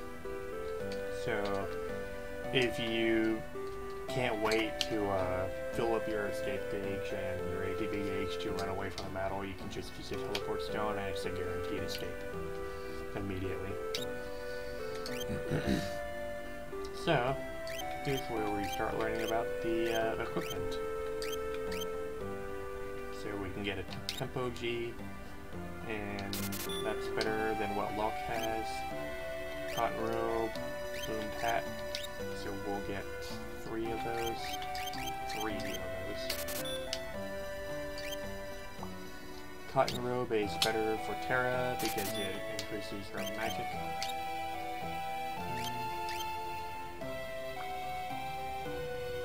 And we'll get 2 heavy shields.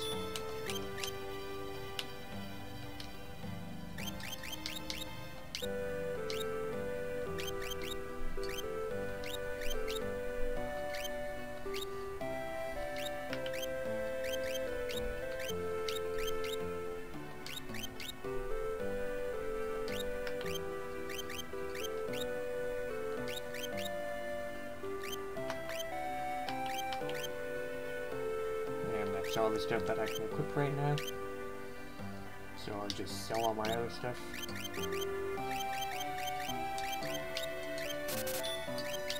Get rid of anything I don't need.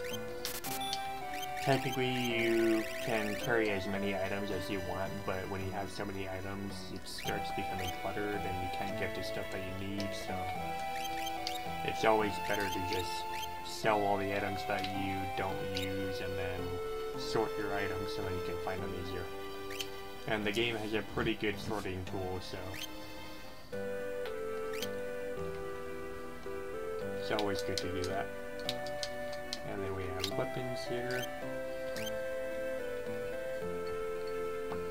So we have Mithril Sword and Great Sword. I'll just buy the Great Sword for Terra. It's not as good as Edgar's Mithril Lance. I don't need these. And yeah, that's basically everything we need. So just equip that on her.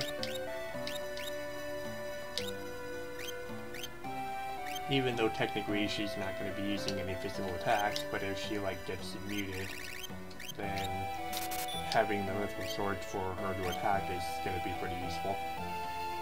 Although generally I would just use an echo screen to unmute her and then she can use magic again. So technically getting the Great Sword for her wasn't really useful, but hey. And then you just come back out of the city where you came in. And I will be right back. Because I need to use the restroom, so 1 minute.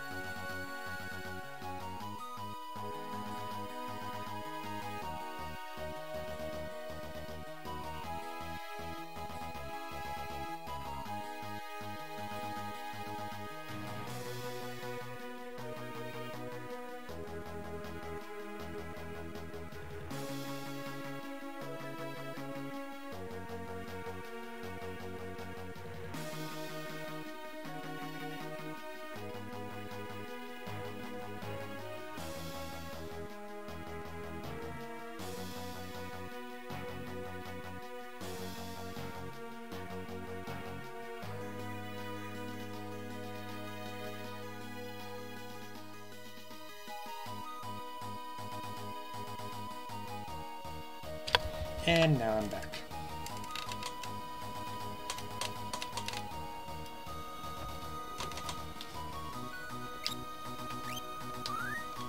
No, it took 2 minutes. Alright, so let's continue.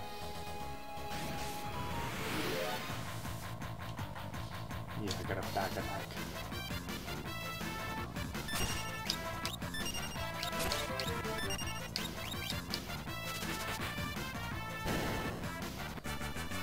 Yeah, Edgar's auto crossbow is pretty broken early in the game. And it remains useful for a huge chunk of the game, like almost all of it. So here we are around Mount Colts. And this is one of the hardest dungeons in the game. Which is telling because it's a pretty early dungeon. But there's so many nasties in this dungeon.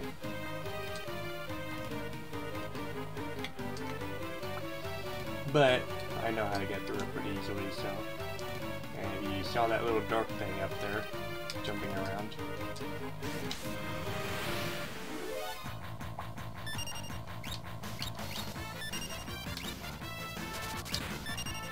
And this is when we learn that, hey, some dungeons have paths that just don't go anywhere.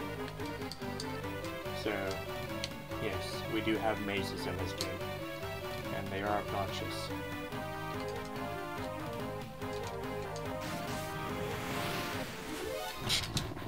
I knew about that secret path, so I'm gonna go take it.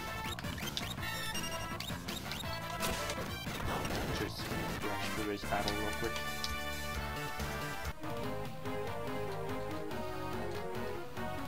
this has something useful.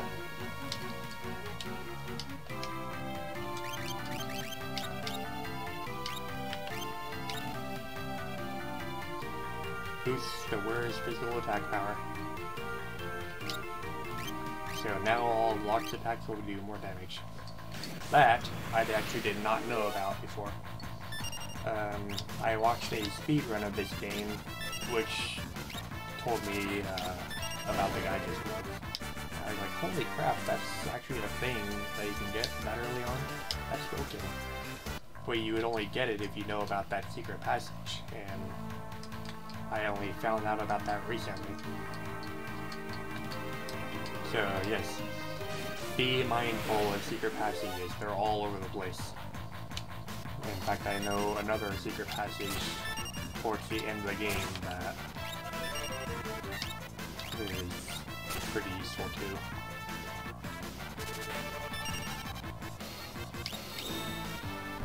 You always want to be mindful of what's on the walls, because there are secret passages just everywhere. And if you can find them, then they have all kinds of useful items. So this game rewards you for exploration and experimenting with things. It's another one of many things that makes this game so damn good.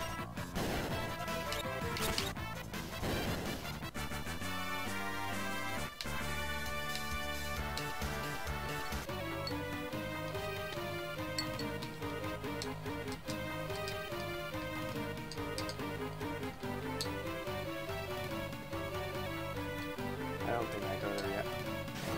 Here.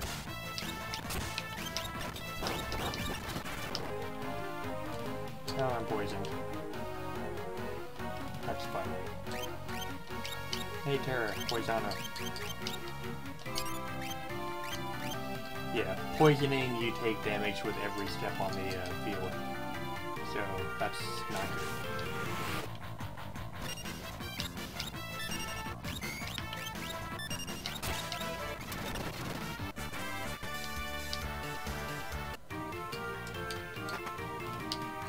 Tent, and that'll be very useful later.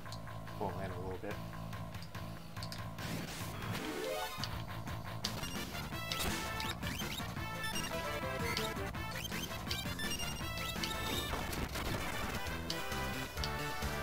Yeah, when you know what you're doing, the enemies can be pretty easy, but for like beginner players, this place can be a mess.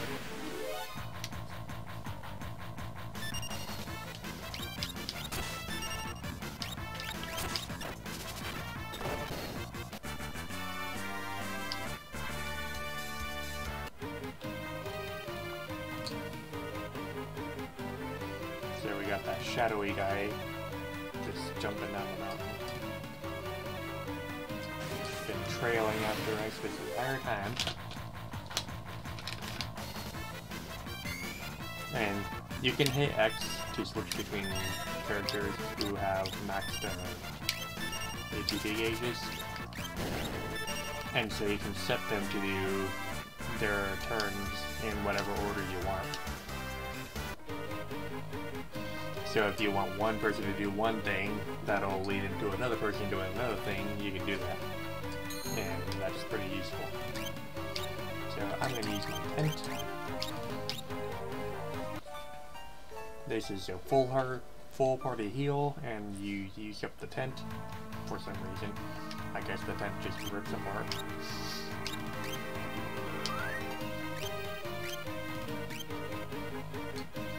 So now everyone is healed for the next battle.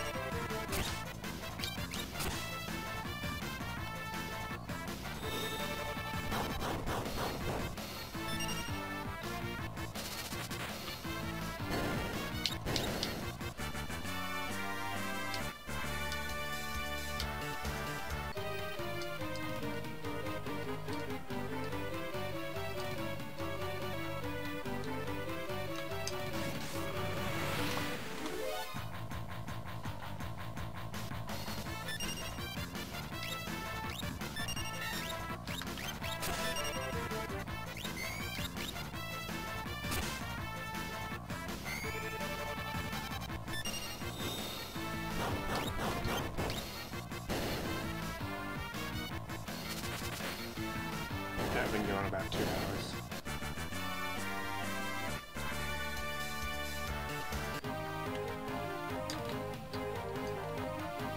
And here we see who that shadowy guy was. That's been trailing along this the entire time we've been on this mountain.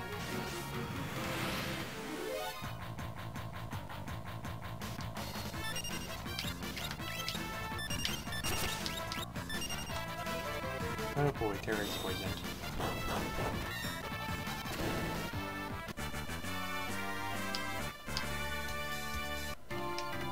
Fix that.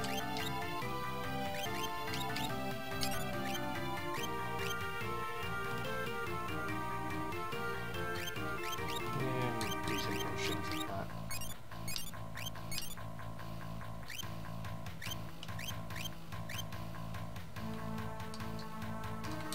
Alright, so here we go. Sabin, said you Genji. Who are you? Sabin, is he here? You're the one sneaking around as if no way up here, weren't you? And if I was? Well, it doesn't really matter who you are, I've got no plans to surrender. Woe is the day you met me, it'll be the last day of your lives.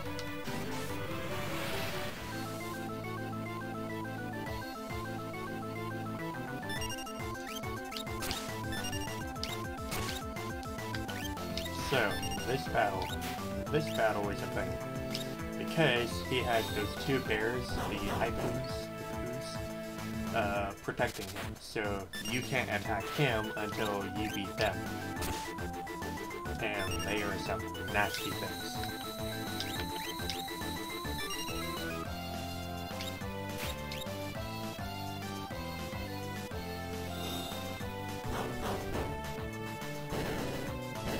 Beat both of them now, and now I can attack him.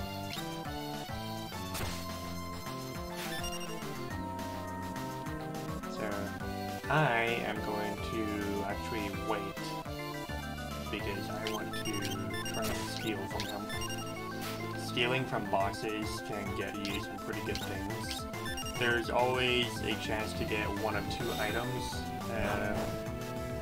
One's rarer and the other. But I think I got the regular items and I didn't get the good one.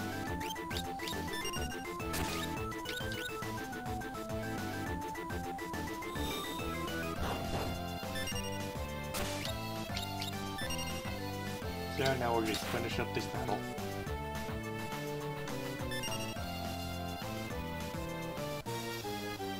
That's enough, parties. Hey look, it's Sabin. Like the best character in the game in terms of battling.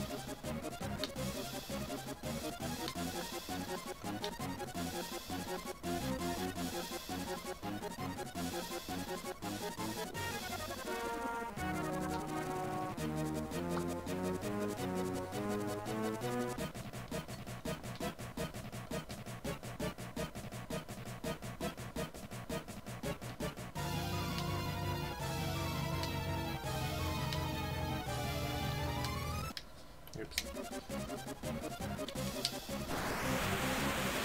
Yeah, pressing start won't pause the game.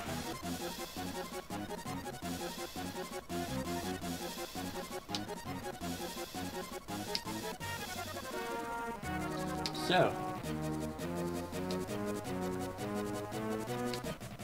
here is an interesting thing, because you play as Sabin now, but it doesn't tell you how to win the battle. So you basically have his normal attacks, and he has attack and blitz and items. You can just keep attacking over and over and over again until he finally dies, but veteran players will know how to use his blitz, and it doesn't tell you immediately, so you'll have to figure that out. And basically, so when you hit blitz, you do left, right, left, and press A. And then you do Raging Fist, which in the original game was called Pummel. And if you use Raging Fist, then you immediately win the battle.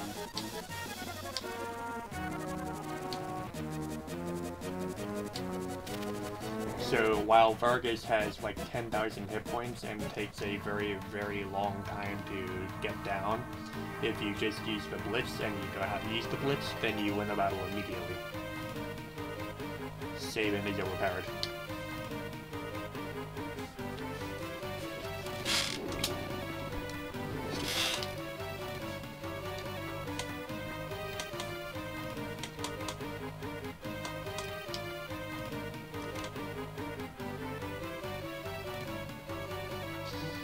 I thought you were another one of Vargas' bears. You thought I was a bear? I guess I'll take that as a compliment.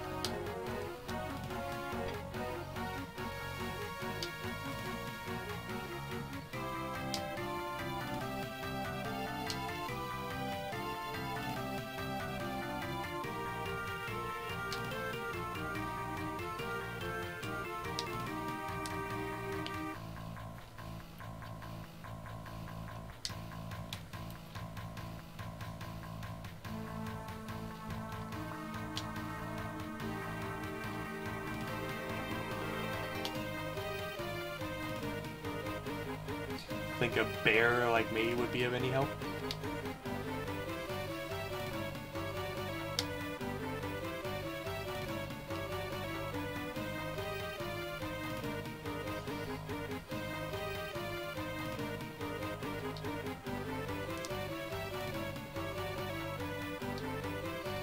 So now we have 4 people. And I will put Sabin in the back again.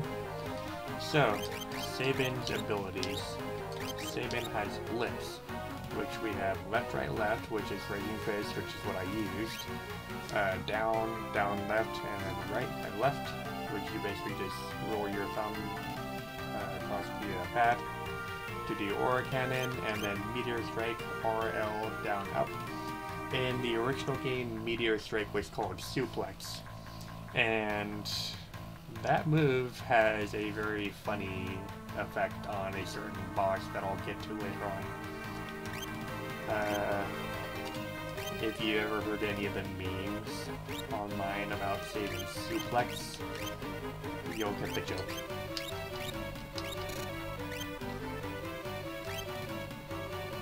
So, basically, Sabin's blitzes, all of Sabin's blitzes use his magic, which is kind of weird. So you'll want Sabin's magic to be up as high as it can get, because his blitzes will take advantage of it. Even like his physical attack blitzes, they'll all take advantage of it. So that's what we'll focus on later in the game. Grab this chest, get another tent. Reward us for exploration.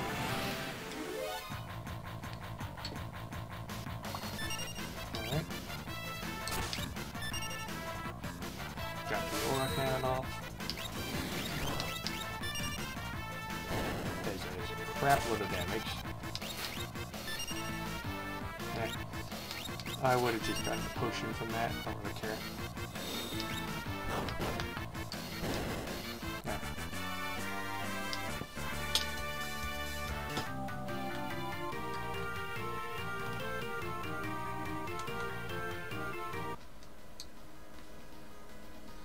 Alright, now we're in the overworld again. Obviously our sprint shoes don't do anything here, so we'll just go at normal speed. R, L, down, up. This is the suplex, Meteor Strike.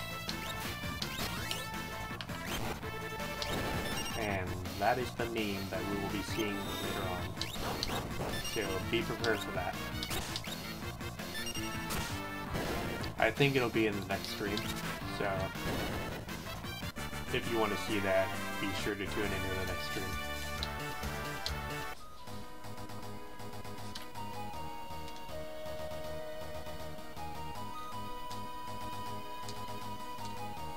Right. So we come into the returner hideout right here. Talk to this guy.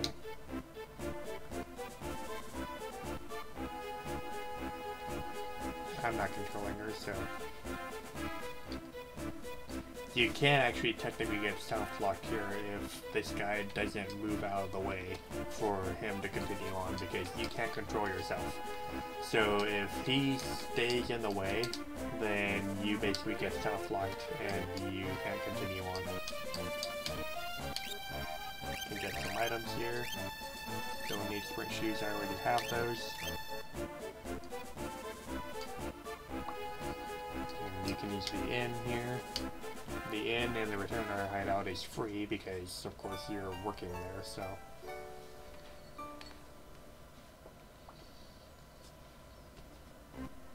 Taking advantage of free inns is always useful. Or just any free beds that you find around the game. Green cherry.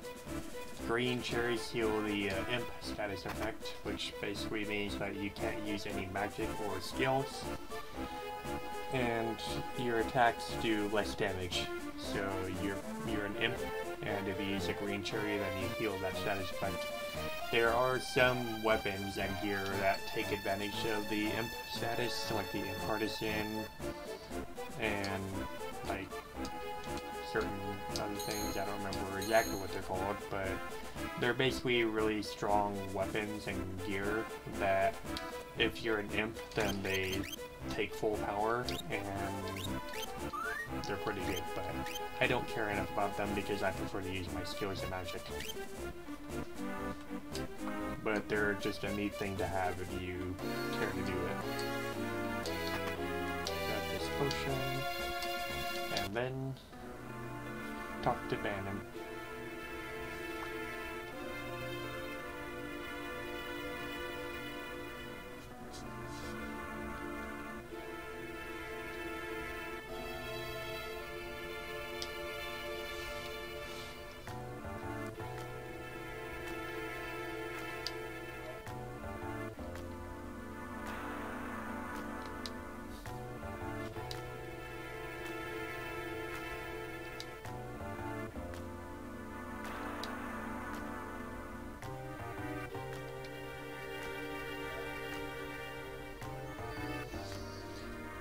This is an interesting thing that they put in the game. Once, when people were still pure and innocent, there was a box they were told never to open. But someone went and opened it anyways, unleashing all the evils of the world. Pride, envy, greed, wrath, gluttony. The only thing that remained in the box was a single ray of light, hope. That's a reference to Pandora's box, in case you didn't get that.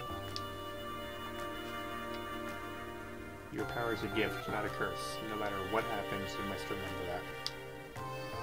You're this world's last ray of light, or final hope. Yeah, just, you know, no pressure. None of that.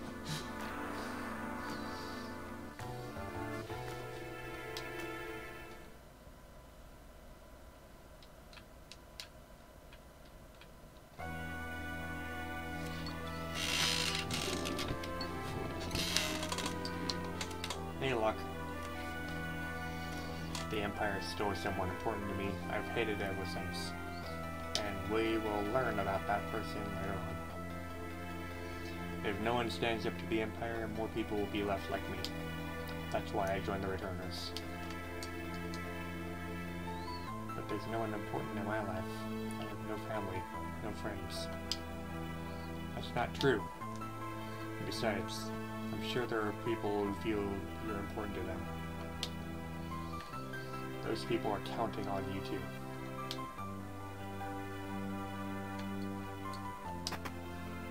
Phoenix down.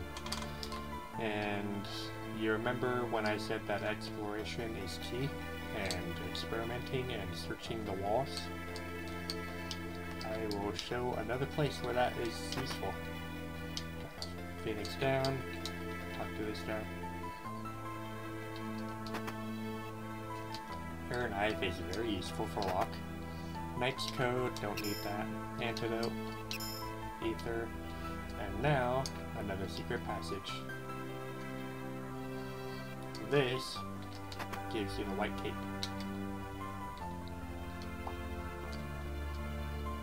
So yes, exploration is key. Check the walls, check all the walls, and you might get something really good. Frankly, the white cape isn't that useful for me, but like every relic is useful at some point. Prevents infant silence. Silence is a good thing to be preventing for Terra because it keeps you from using magic. So that's good.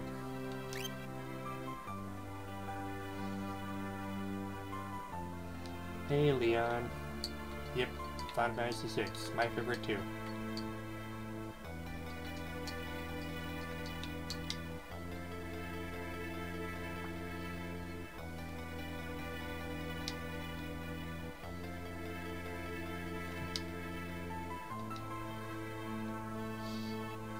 Don't tell him I said that. He'll turn red as a tomato.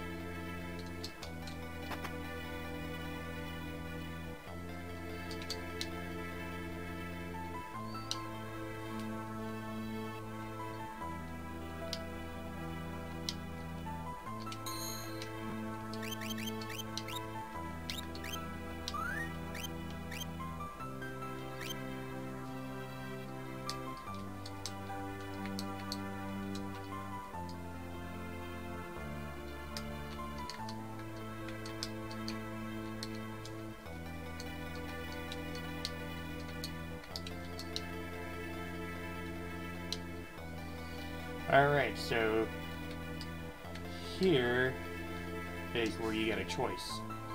Because you can talk to Bannon. Have you made your decision? Will you become our last ray of hope? Now, here is where you get a choice, because if you say no twice, then you can get a special relic. And that special relic can be useful.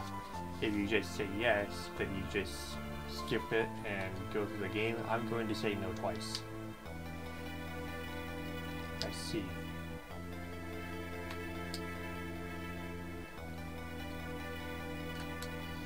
And then I talk to him again. I say no again. I thought as much.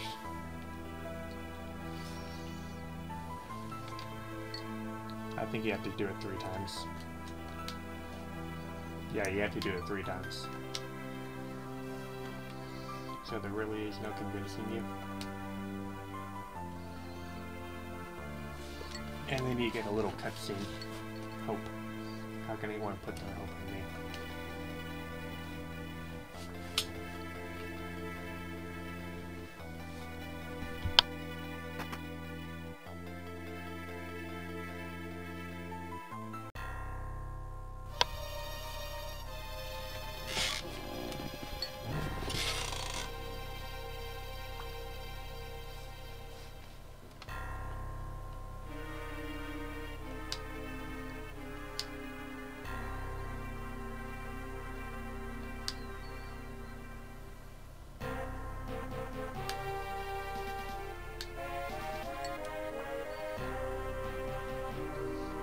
Someone has to sneak into South Figaro or slow the enemy, right? It's right up your alley. We're counting on you. Won't be gone long. And watch out for a certain lecturer's young king who shall remain nameless. The guy moves in like a hawk.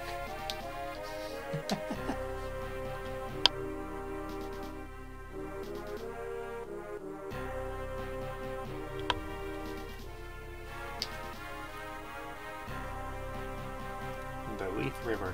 In the original game, it is called the Leet River, without an H. There's another translation error.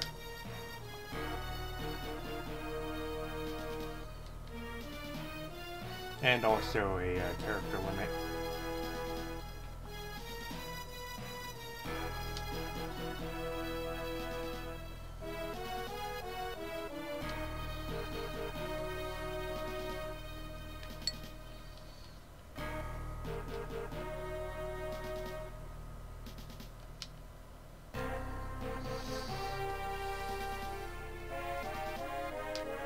Let's make runners.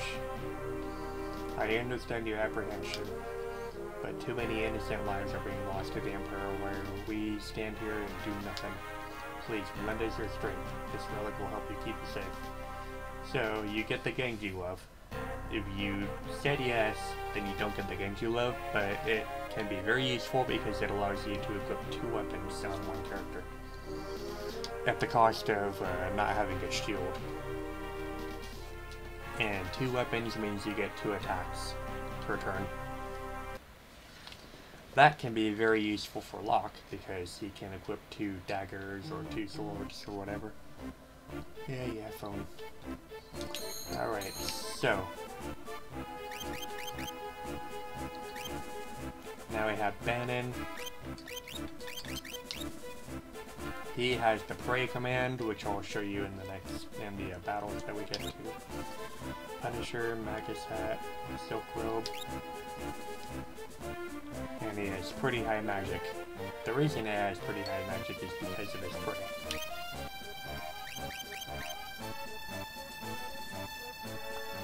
So we are all healed up and everything. Do a quick sort. And this is where I will call it a day. In the next stream, we will be going down the Leith River and we'll continue with the story. But yeah, this is where the story is going to get really interesting. So, with that said, untangle all my cords. And Final Fantasy VI. This stream is probably not going to be too regular. I'm going to try and stream just whenever I can. But yeah, I'll basically just let people know, like on Discord and whatnot, whenever I start streaming, and people can join in. And I'll be playing through the entire game 100% from start to finish, and do all the side quests and everything, try and explain everything that I can, and yeah, so we can look forward to that. So far I've played the game for 2 hours and 13 minutes, taken 6,325 steps, and I have 17,681 gil. And yeah. So with that said, that'll be the end of the stream, and I will see you guys later. Hope you enjoyed, and hope that this can become a more regular thing. I'm not gonna really be streaming as like trying to get a profession or like getting a bunch of viewers. It's mostly just for fun, and all these streams are going to be going to YouTube too. I'm going to be exporting them. So while Twitch gets rid of streams over time, YouTube keeps them infinitely or indefinitely. So I'll be exporting every stream to YouTube, and you can watch them there. And yeah, I will also link my YouTube page, so let me get that real quick.